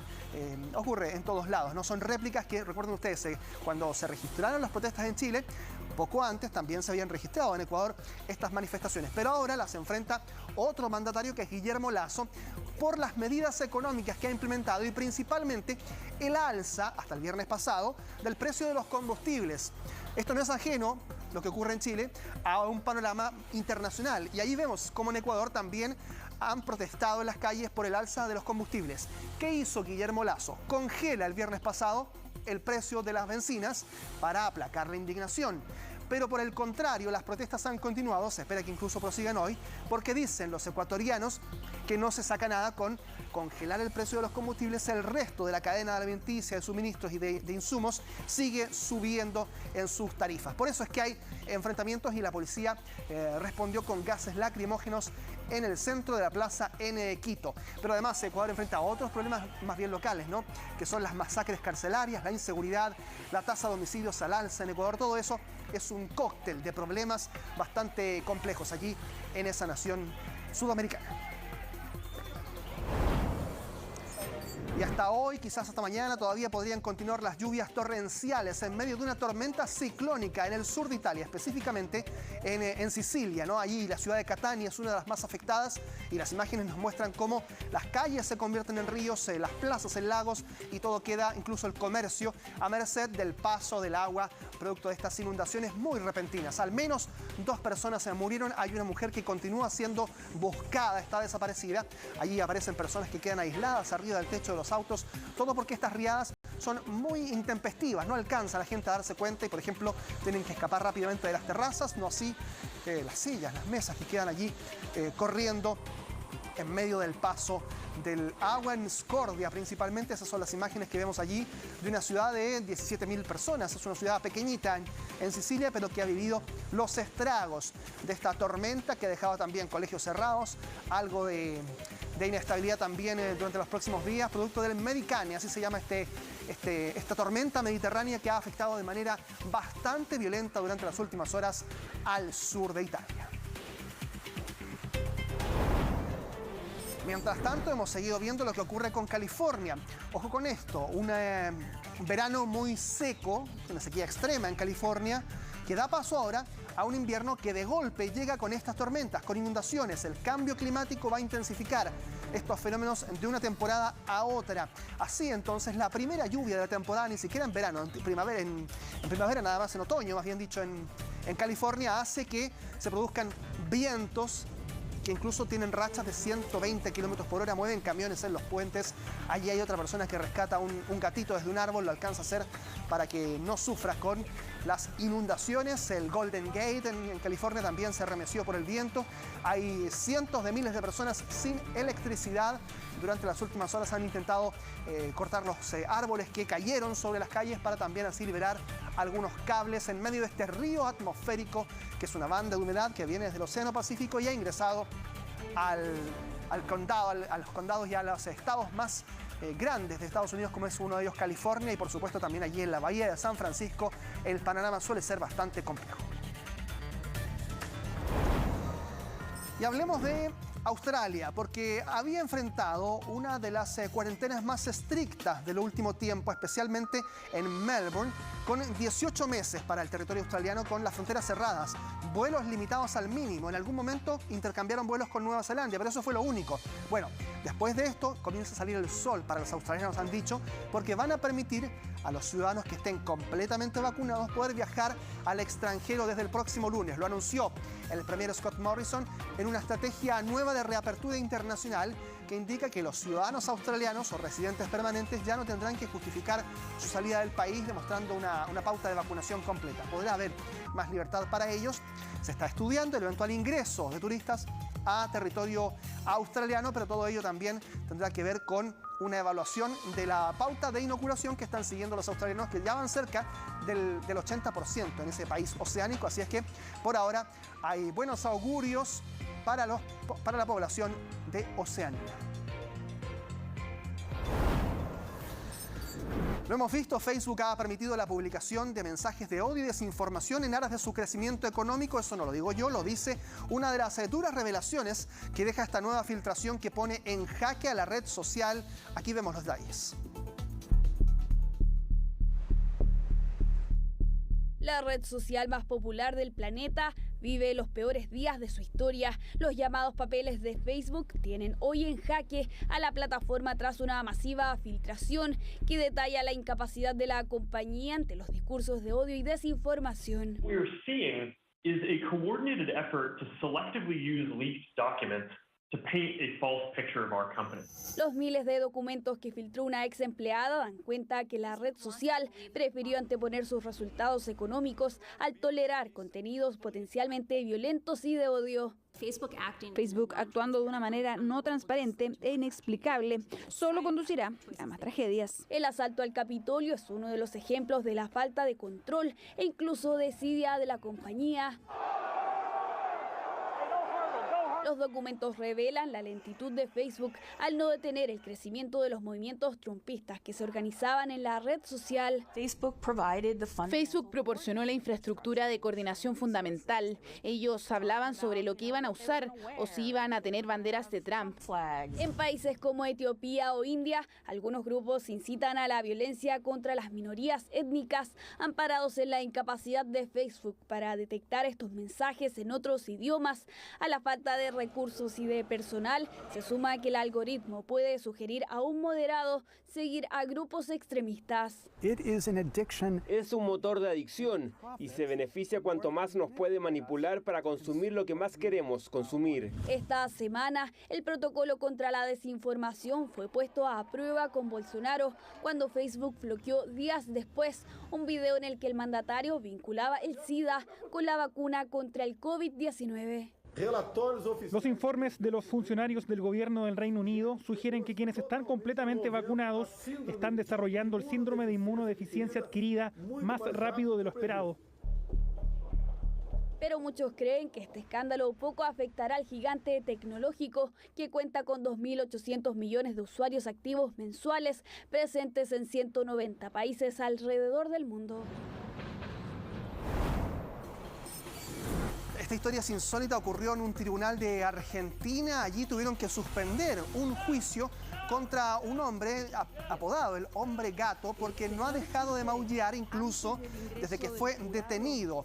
Tiene que enfrentar a la justicia por un doble femicidio. Este hombre, que se llama Nicolás Girard Pérez, acusado de asesinar a su madre y a su tía en enero del 2019 y luego de enterrar sus cuerpos en Guaymallén, que es una zona de Mendoza un poquito al oriente del centro de esa ciudad argentina. Bueno, ha enfrentado a la justicia, pero lo hizo a su manera, es decir, maullando maullando de manera consecutiva sin dejar que quien estaba tratando de llevar esta audiencia pudiese terminar de contarle, de decirle cuáles eran los cargos que enfrenta producto de este femicidio.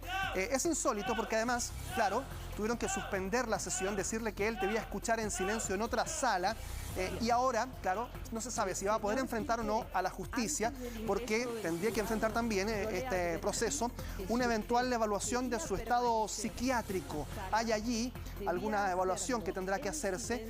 Hay quienes, especialmente las familiares de las víctimas, dicen que esto se debe a una estrategia para evitar a la justicia directamente, aludiendo a un estado psiquiátrico que entonces indica que este hombre, apodado el hombre gato, que no deja de maullar, no puede enfrentar a la justicia ordinaria. Los invito a que veamos el momento porque es bastante complejo también para, ustedes ven allí quien está llevando la audiencia, poder seguir con esta sesión. Miren.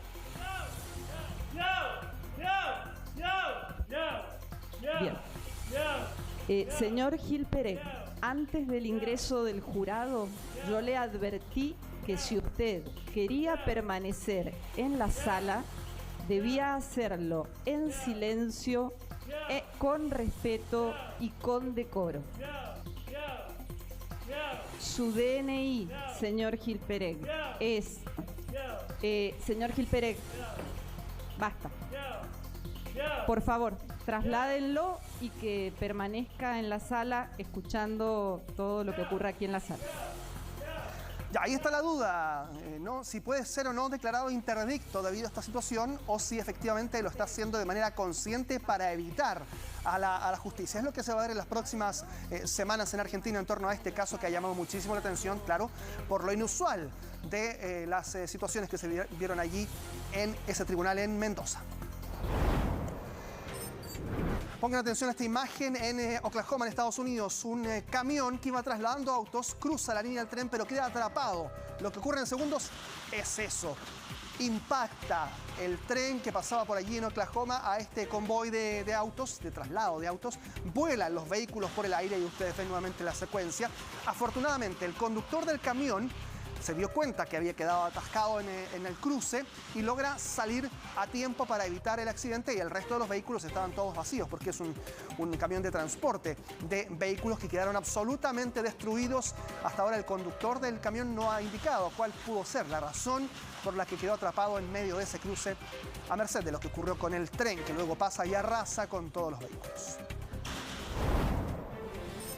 Mientras tanto, en México se investiga el desplome de un juego mecánico. Otra vez, esto ya ha pasado en otras ferias de atracciones en México.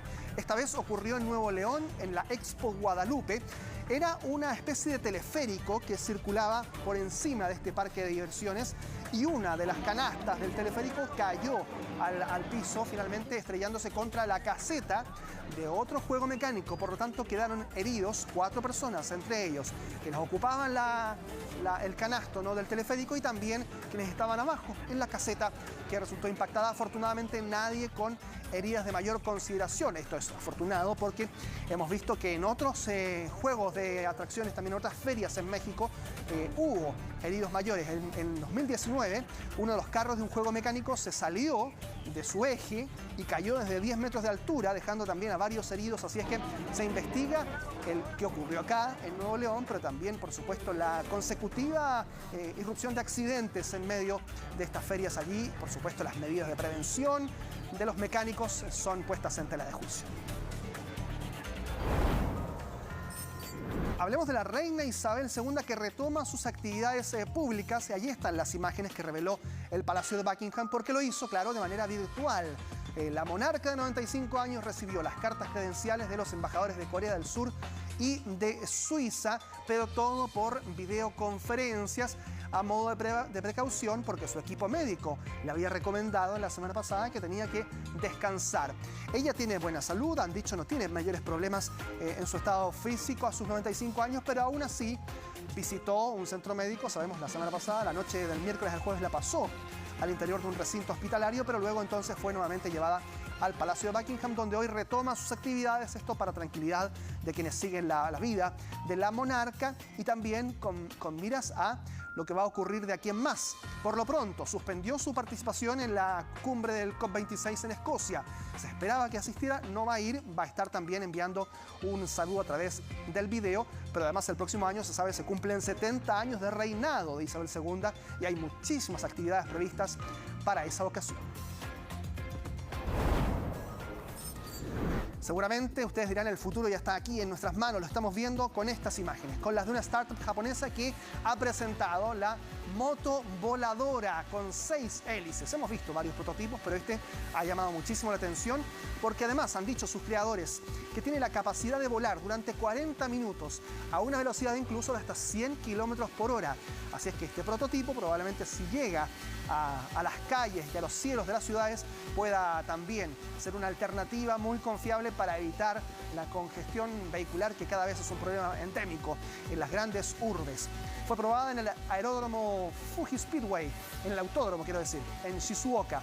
Allí en esta pista de carreras comenzó a ser probada esta moto voladora, que claro, si uno quiere comprarla, por ahora tiene un precio bastante inalcanzable, diríamos. 548 millones de pesos cuesta esta moto voladora que mide 3,7 metros de longitud y tiene un total de 6 hélices, ahí está el detalle, y flota controlando la rotación a través de un motor convencional y 4 motores a batería. Todo eso allí, conjugado para volar a través de esta moto que, claro, han dicho sus creadores en Japón, podría ser parte del paisaje urbano en los próximos años.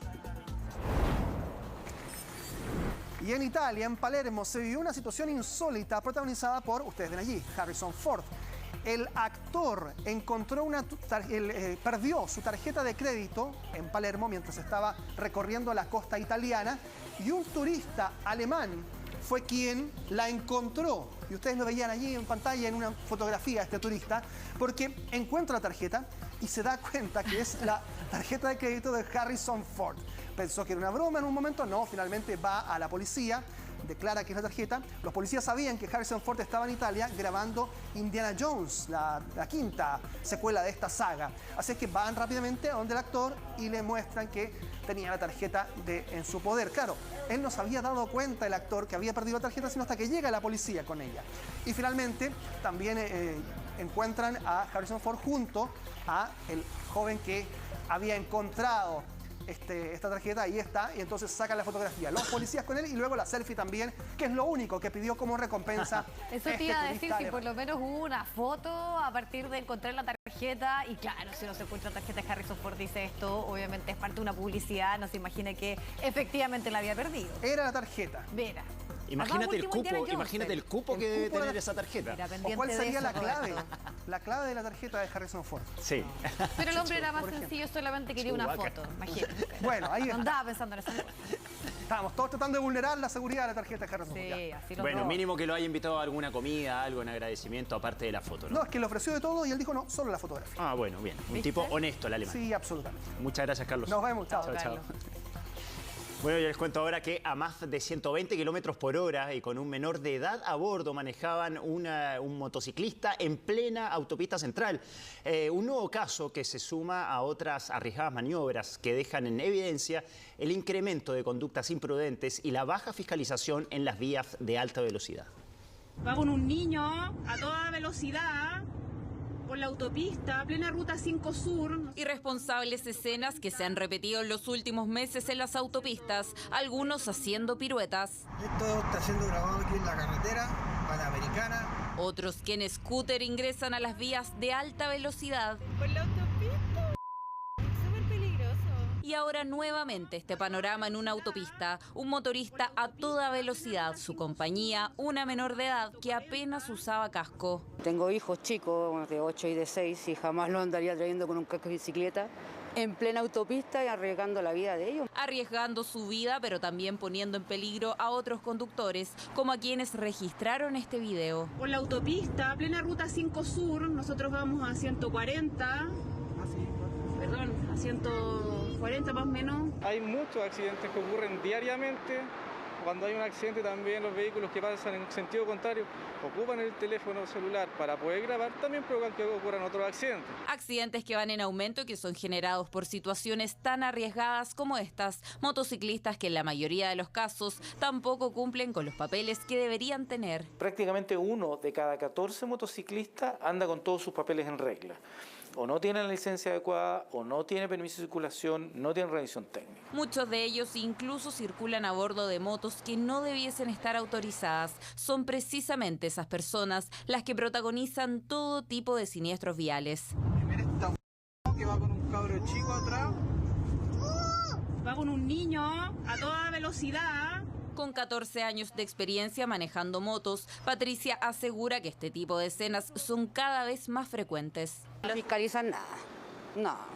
Yo creo que los carabineros se paran un día para ver si tienen los documentos, si no los tienen se lleva la moto, pero eso. En Chile la fiscalización es bajísima. Se fiscaliza solo el 7% del total de la infraccionalidad. Prácticamente el 93% de las infracciones quedan sin fiscalización. Y por ello al ingresar a esta autopista son muchos los que zigzaguean a exceso de velocidad, como el conductor de esta motocicleta cuyo acompañante ni siquiera está utilizando los elementos de seguridad correctamente. Como se ve en las imágenes, el casco casi en el acompañante va casi en la zona occipital, va casi, se le está cayendo prácticamente. Desde algunas autopistas aseguran que existe una coordinación con la CONACET y con Carabineros y que ya exigieron un aumento en las fiscalizaciones. Ninguno de los roles del ecosistema vial es suficiente en sí mismo. Finalmente la fiscalización va acompañada de una operación como la que hacemos en Intervial, va acompañada de las leyes que se aprueben de manera concisa y oportuna. Como la nueva ley que sanciona a aquellos conductores que manipulan su celular mientras conducen, pero poco sirve ante conductas tan irresponsables como estas. Nosotros vamos a 140. Bueno, vamos a retomar con Consuelo Aguilera porque se termina este plazo, ¿no?, estipulado para esta movilización de los taxistas. Queremos saber también qué ocurre en este momento. Tú nos cuentas, Consuelo.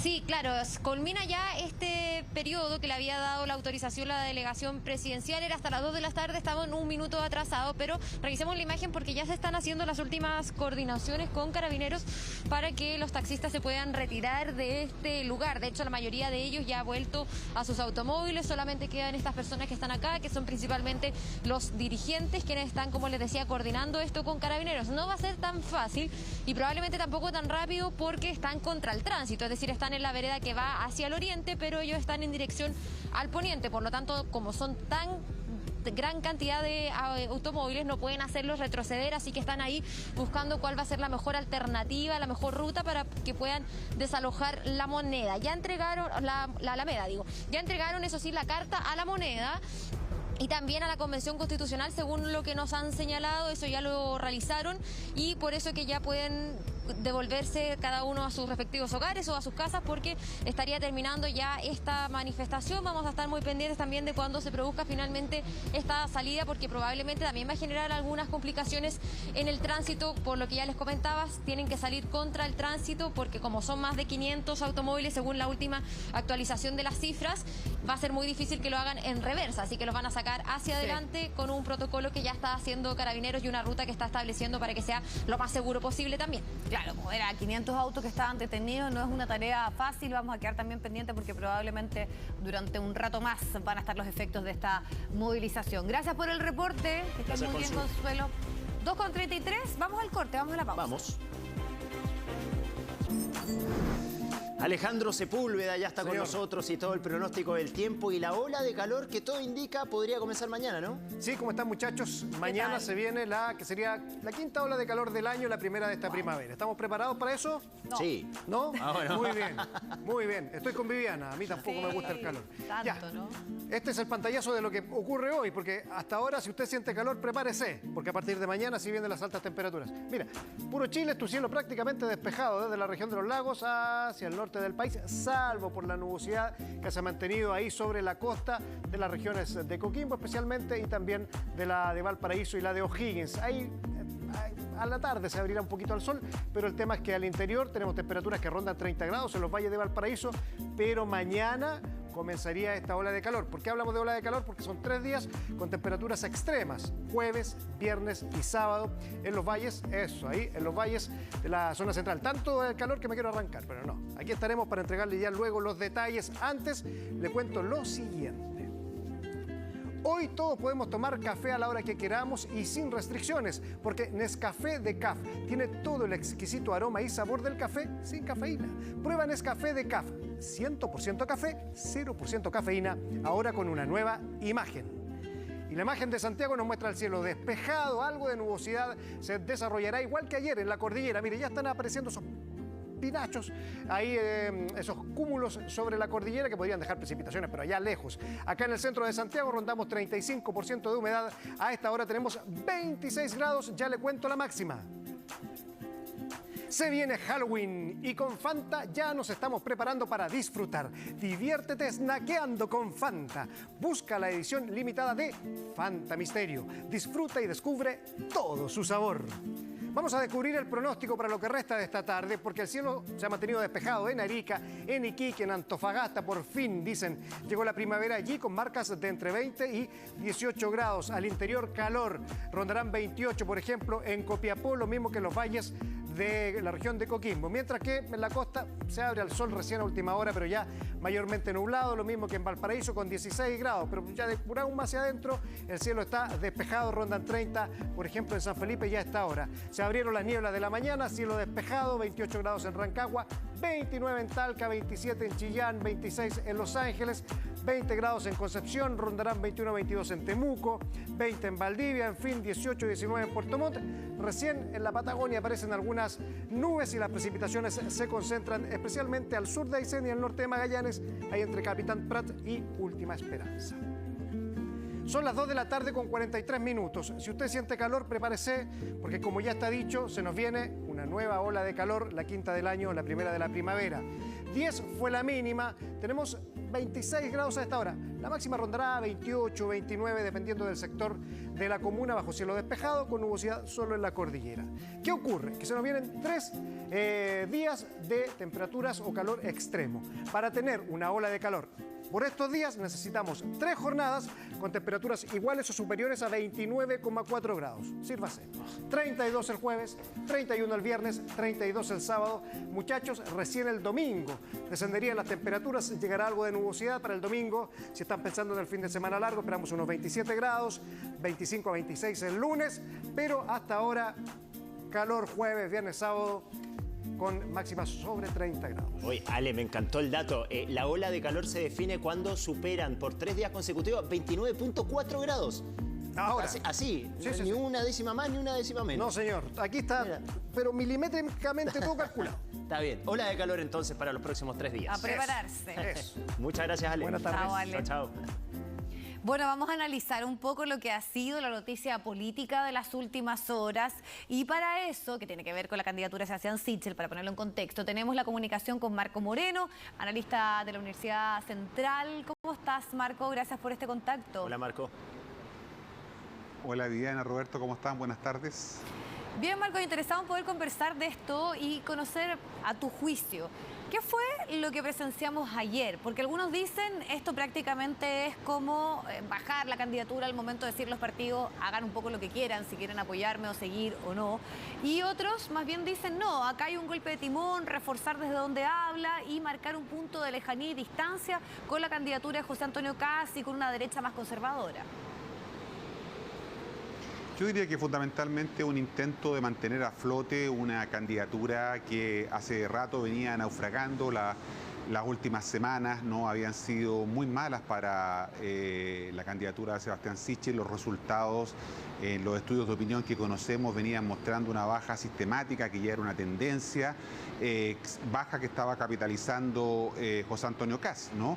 Y eso se había expresado, Viviana, fundamentalmente en la deserción que comenzaba a haber ya de algunos parlamentarios que estaban yéndose, ¿no es cierto?, a la candidatura de José Antonio Kast, no parlamentarios del oficialismo. Los parlamentarios en una elección presidencial son muy importantes porque es de alguna manera la infantería, el brazo territorial que tienen los candidatos a lo largo de todo el país, ¿no? Son los que están en contacto con la gente, los que arman los distritos comunales, territoriales, por lo tanto allí radica fundamentalmente el despliegue del candidato presidencial en el territorio. Y era una mala noticia que comenzara, ¿no es cierto?, esta sangría de candidatos al Parlamento que se estaban comenzando a ir con José Antonio Kast, ¿no? Habíamos tenido noticias ayer que efectivamente un senador de la UDI, ¿no?, el senador Alvarado, también había tomado la decisión y lo había comunicado. Esto llevó entonces a Sebastián Sichel a adelantarse a un proceso que en los próximos días iba a ser más que evidente, ¿no? Y de alguna manera él sale adelantándose a anunciar la libertad de acción, ¿no? Diciendo que deja a los partidos del oficialismo para que puedan tomar sus decisiones, llevando adelante, eso sí, una crítica muy dura contra José Antonio Kast, ¿no? Lo acusa como el candidato de la extrema derecha, ¿no? Y se refiere a el retorno al pinachotismo, ¿no es cierto?, de la derecha, y que él no está disponible para eso, ¿no? Eso implica que quemó las naves, ¿no? De alguna manera cortó los puentes con los partidos del oficialismo, a pesar de que hoy día salieron los partidos oficialmente a decir que mantenían su apoyo, pero evidentemente la señal para la ciudadanía es que se afecta gravemente el atributo de la gobernabilidad, porque esto demuestra que la derecha está dividida, en primer lugar, y esto afecta también el tema de la elección de los candidatos al Parlamento que hoy día compiten por Chile Podemos Más, el pacto, ¿no es cierto?, de gobierno. Marco, tú decías recién, mantener a flote una candidatura. ¿Qué tan peligroso es llamar a la libertad de acción de los parlamentarios, de los militantes, con el riesgo de que muchos se vayan a justamente la candidatura que hoy se está oponiendo en gran parte a lo que es Sichel, que es la de José Antonio Kast? ¿Qué tan peligroso es este llamado de acción? ¿O podría ser tal vez algún manotazo ahogado que le termine trayendo réditos? Bueno, el riesgo estaba ya latente, digamos. Como decía, varios candidatos al Parlamento estaban traspasándose a la candidatura de José Antonio Kast y se esperaba que en estos próximos días siguiera ocurriendo. Por lo tanto, lo que intenta desesperadamente hacer la candidatura de Sebastián Sichel es dar una señal de que él se va a mantener independientemente, ¿no es cierto?, de que los candidatos al Parlamento y los partidos de Chile Podemos Más abandonen la candidatura. No lo pueden hacer formalmente, recordémosle a los televidentes que él ganó las primarias y por lo tanto pasa directamente a la papeleta. De hecho, los votos están impresos con él, con su nombre, por lo tanto los partidos del oficialismo no pueden bajarlo, ni él tampoco puede renunciar. Por lo tanto, como decía también Viviana, a lo mejor lo que vemos aquí es un intento de dejar una candidatura que en los hechos, ¿no es cierto?, está teniendo serios problemas y hoy día está ocupando el cuarto o quinto lugar. Sí, y ahí, ¿cómo ves precisamente algunos análisis que hacen de cuánto puede capitalizar Jasna Proboste?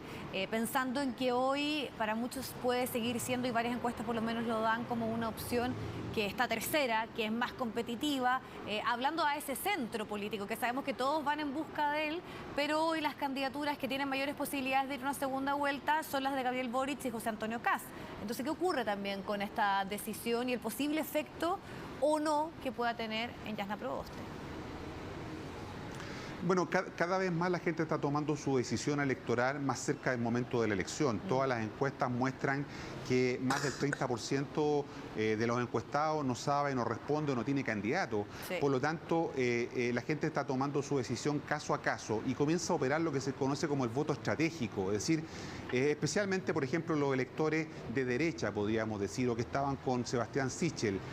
Hay 400.000 personas que votaron por Lavín en la primaria. ¿Dónde se van a ir esos votos? ¿Se van a ir con Kast completamente o una parte, como decías tú, Viviana, podrían emigrar, ¿no es cierto?, detrás de la candidatura de Jasna Proboste, en el entendido que esa candidatura podría ser la que tenga un mayor nivel de posibilidad de contrarrestar, ¿no es cierto?, eventualmente a quien hoy día ocupa la primera posición, que es el diputado Gabriel Boric, ¿no? Por lo tanto, se puede producir un fenómeno en que el elector de la derecha o de centro, ¿no?, piense que la única opción razonable y donde su voto puede valer más es apostando por la candidatura de la senadora Proboste. Por eso que de alguna manera pensamos que parte también de los apoyos que hoy día podría tener tener Sichel van a migrar a esa candidatura. Por eso que Sichel también está intentando volver al centro. Él busca recuperar ese centro, pero evidentemente a 25 días de la elección, ¿no?, se hace bien difícil su objetivo, dado que ya muchas de las cartas están corriendo y es muy difícil para un candidato, no imposible, pero es difícil evidentemente remontar faltando poco tiempo para la primera vuelta el próximo 21 de noviembre. Marco, ¿cuál es el techo que tiene José Antonio Kast? En las últimas encuestas hablaban de un 21, 23% en la primera vuelta. ¿Podría crecer algo más de aquí a la primera vuelta o ya tocó techo? Bueno, esa es una muy buena pregunta y nos hacemos todos justamente ese interrogante, ¿no? ¿Hasta dónde puede crecer José Antonio Kast? Piensa tú que hace un año atrás tuvimos un plebiscito, ¿no?, en donde las ideas que hoy día defiende José Antonio Kast fueron aplastantemente derrotadas, ¿no? Claro. El rechazo sacó el 20% de los votos y por lo tanto uno dice, algo está ocurriendo aquí, esto es bien contraintuitivo. ¿Por qué Kast hoy día aparece primero en las encuestas cuando el país, ¿no es cierto?, dio señales distintas con el plebiscito, con las elecciones, la mega elección de mayo, ¿no?, en donde el oficialismo ha salido muy mal parado? Por lo tanto, uno podría pensar que efectivamente su candidatura tiene un techo. Mucha gente también, ¿no es cierto?, de derecha o de centro piensa lo mismo y por eso que probablemente uno podría decir, bueno, si Kast logra retener el 20% del rechazo, ¿no?, que se obtuvo hace un año, podría ser una votación que, si se fragmenta mucho la otra votación, podría permitirle pasar a segunda vuelta. Recordemos que hoy día puede darse un fenómeno de fragmentación, sí, con poca participación electoral y por lo tanto en ese escenario Kast podría tener una posibilidad. Marco, ¿cómo ves lo que puede ocurrir con la segunda vuelta? Porque hoy la respuesta de los partidos fue, ok, entendemos la posición que tiene Sebastián Sichel, pero desde ya tengamos un acuerdo pensando en esa segunda vuelta. Y por ejemplo, el mismo Evópoli, su presidente, dijo, vamos a votar por José Antonio Kast. Está también la disyuntiva, ¿no?, que ocurre en la oposición, pero se entendería que esos apoyos se darían en el caso de Gabriel Boric, de Jasna Proboste o viceversa. Entonces, ¿cómo analizas también lo que puede ocurrir en esta exigencia ya que se hace de manifestar desde ya probables apoyos en la segunda vuelta? Sí, bueno, escuchábamos hoy día al diputado Macaya, presidente de la UDI, también al diputado Molina, presidente de Evópoli, decir muy claramente que en una eventual segunda vuelta entre un candidato de la izquierda, ¿no?, y José Antonio Kast, ellos no se pierden ni votarían por Kast, ¿no? Por lo tanto, esos traspasos o esos endosos de voto ya se están anunciando con mucha antelación, lo que refuerza, por lo tanto, la candidatura y la señal respecto de que Kast podría ser o terminar siendo el candidato de los partidos del oficialismo. No sabemos si del gobierno, pero a lo menos de los partidos del oficialismo, porque ese es otro tema que quedó pendiente, porque dio libertad de acción Sichel a los partidos que lo apoyan, pero la pregunta es si va a seguir siendo el candidato del gobierno y si el gobierno quiere que siga siendo su candidato. En la oposición también pasa algo parecido, ¿no? Hasta ahora los enfrentamientos entre Gabriel Boric y la senadora Jasna Proboste han sido de guante blanco, pero evidentemente a partir de ahora la senadora Proboste tiene que comenzar a diferenciarse mucho más de Gabriel Boric, ¿no? Y eso evidentemente va a generar roces. ¿Hasta qué punto esos roces podrían dificultar los apoyos en una eventual segunda vuelta? Va a depender de cómo se desarrolle en los próximos días la campaña, la intensidad que ésta tenga, ¿no es cierto? Y los enfrentamientos que naturalmente se van a dar en los próximos días para poder tener claridad si esos apoyos podrían estar eventualmente en una segunda vuelta. Claro, entramos en los días más intensos de las campañas y sabemos que las elecciones dan grandes sorpresas. Gracias, Marco, por esta comunicación y análisis. Que estés muy bien. Gracias, Marco. Chao, Viviana, Roberto. Chao, buenas tardes. Muy bien. Vamos a la pausa, Vivi. Vamos. Quedan 5 minutos para las 3. Hay 27 grados a esta hora en Santiago. Pausa y volvemos. Bueno, volvemos con Consuelo Aguilera porque no se cumplió este horario en el cual los taxistas tenían que dejar la Alameda. ¿Qué pasó? Eso tú nos cuentas. Sí, hubo un cambio en lo que tiene relación con esta manifestación. Esto porque no lograron que ninguna autoridad los recibiera en el momento que ellos fueron a entregar la carta. Por lo tanto, ahora van a dar a conocer qué va a ser lo que van a realizar finalmente, porque estaban evaluando si se quedaban acá o si desistían finalmente de esta manifestación. Vamos a escuchar a los dirigentes para que nos comenten un poco qué es lo que va a pasar ahora. Ya, mira, hemos llegado a un acuerdo con las bases de que vamos a desistir de quedarnos acá. Pero le damos un plazo prudente al gobierno para que nos reciban en una mesa de diálogo y podamos conversar todos estos temas que nos afectan. ¿Cuál es ese plazo que le van a dar a las autoridades? Una semana. Mire, yo prefiero preguntarlo bien con las bases, pero aquí todos los colegas están de acuerdo que la próxima vez ya va a ser con escándalo, y si tenemos que tomarnos el aeropuerto como ya lo hicimos años atrás, eso va a volver a pasar. ¿Tuviste también? ¿Ya?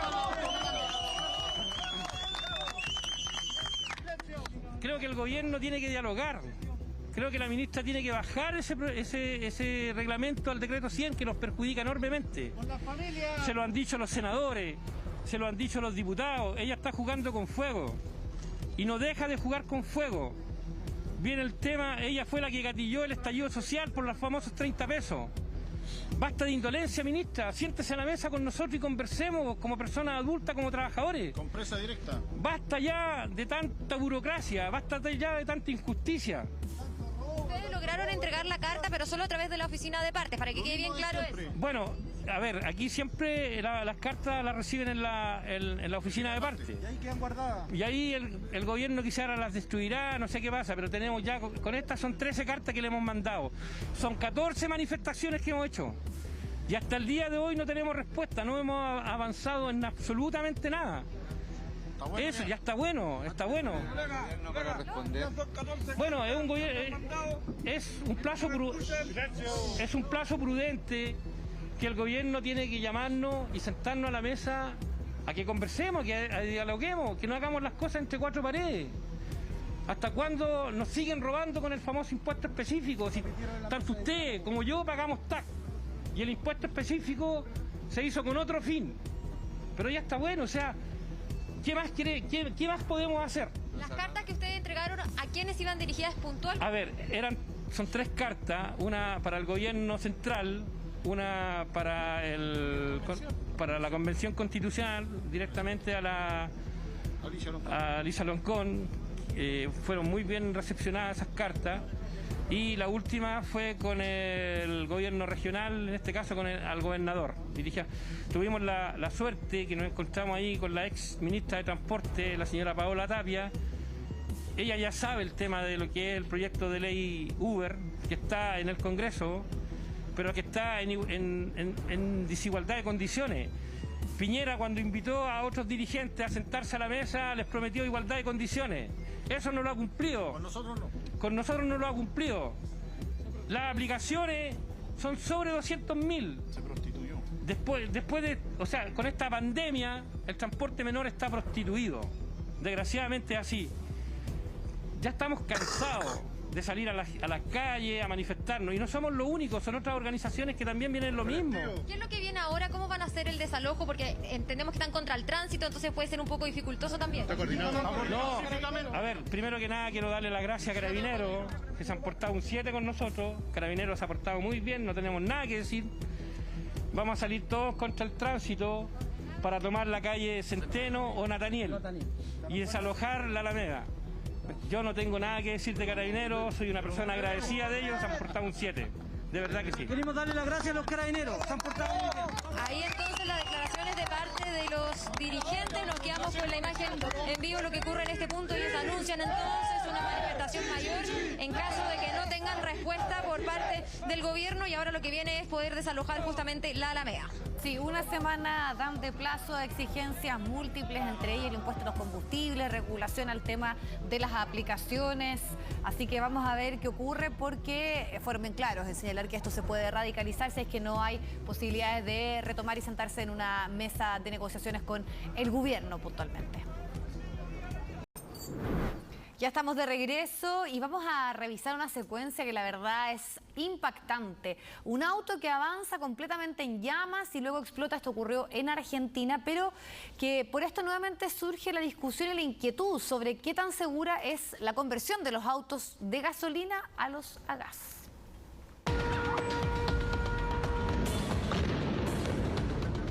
Un taxi en llamas, fuera de control en Recoleta y realmente mucho miedo.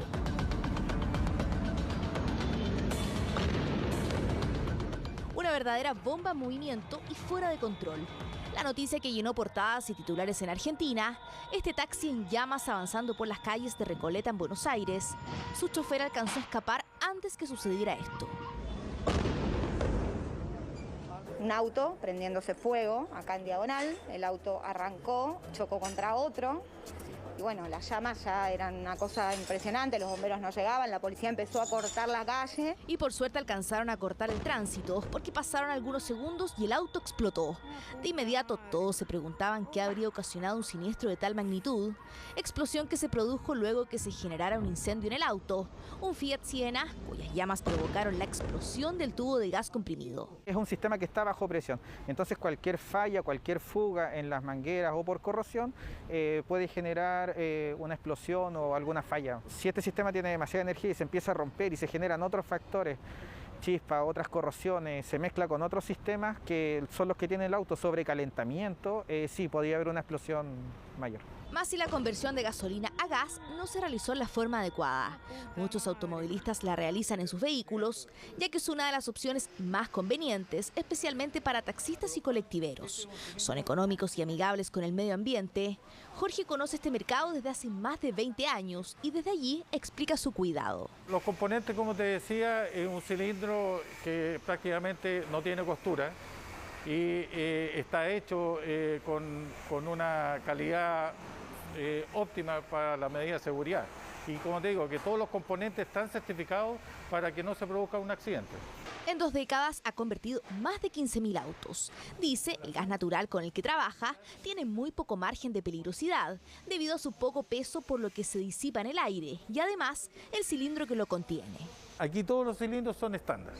Todos los cilindros son de 83 metros cúbicos. Ahora, este es un cilindro, como yo te decía anteriormente, sin costura, por lo cual no se puede producir un accidente con este tipo de cilindro. Si tuviésemos soldadura, se podría producir una ruptura. Pero algunos prefieren soldar el cilindro o hacen de maestro chasquilla. Grave error. Se cree que son mecánicos y han manipulado nuestros equipos o han manipulado un equipo de gas y no ha tenido la experiencia y los conocimientos para poder solucionar el problema. En Chile solo se puede convertir a gas autos con menos de 5 años de antigüedad.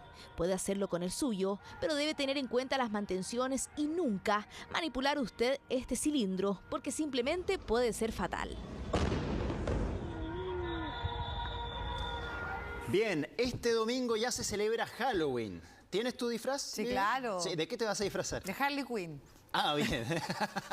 No tengo. Y tomaste todos los recaudos, me imagino, para comprar un disfraz seguro, que no se inflame, por ejemplo, en la mitad de la noche. Sobre todo en el caso de los niños. Que no termines como el auto ahí en Buenos Aires. Ya, bueno, vamos a tomar contacto con Marianela Estrada, que nos cuenta cuáles son las medidas de seguridad a tener en cuenta a la hora de comprar un disfraz y poder tener el mejor Halloween posible. Mane, ¿cómo estás? ¿Qué tal, Mane?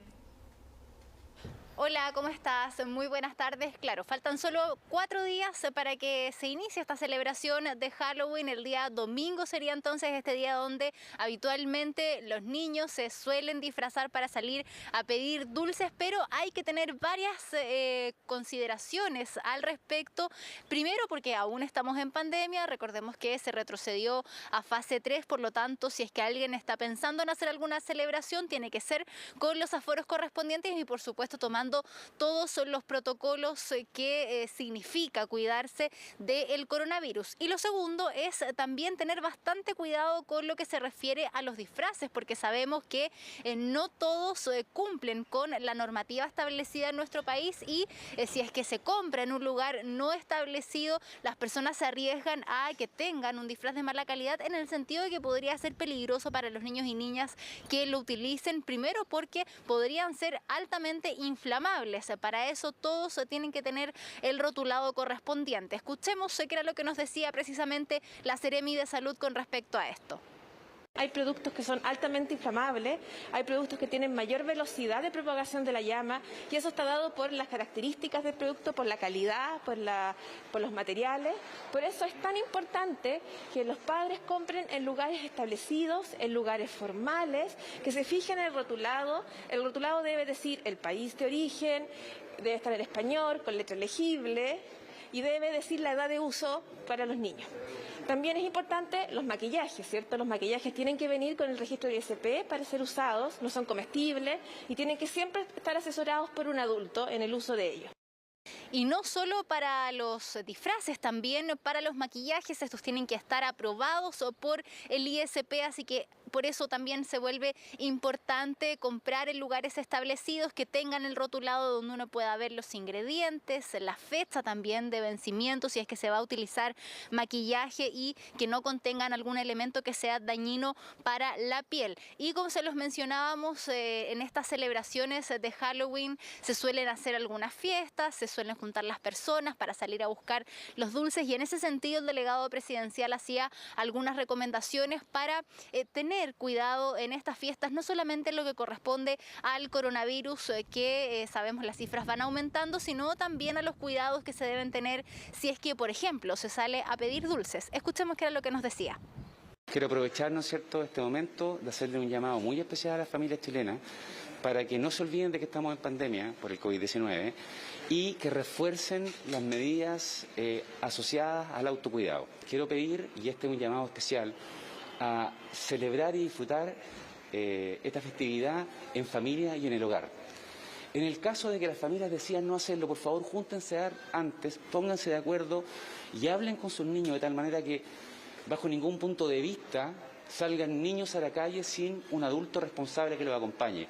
Crucen por los lugares que están debidamente establecidos, respeten la semaforización, la luz verde.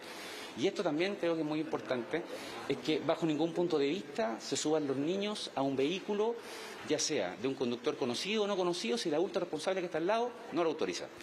El llamado entonces es a celebrar con responsabilidad, no solamente respetando los aforos de la pandemia, teniendo en cuenta la utilización de la mascarilla, tomar todos estos protocolos sanitarios, también a tener cuidado donde se compran los elementos para celebrar Halloween, ya sean los disfraces, las pelucas, el maquillaje y por supuesto ya en la celebración en sí, si es que se sale a pedir dulces con los niños y niñas, tener todos los cuidados correspondientes y hacerlo de manera responsable. Que nunca están de más esas recomendaciones. Gracias, Mane. Gracias, Mane. Bueno, así anticipándonos, claro, anticipándonos a lo que es un Halloween pandémico, nosotros vamos a cerrar esta edición de las noticias y mañana a prepararnos porque llegó el calor. Ola de calor, 3 días seguidos con más de 30 grados en la capital, así que a prepararse porque va a estar sofocante. Así dice.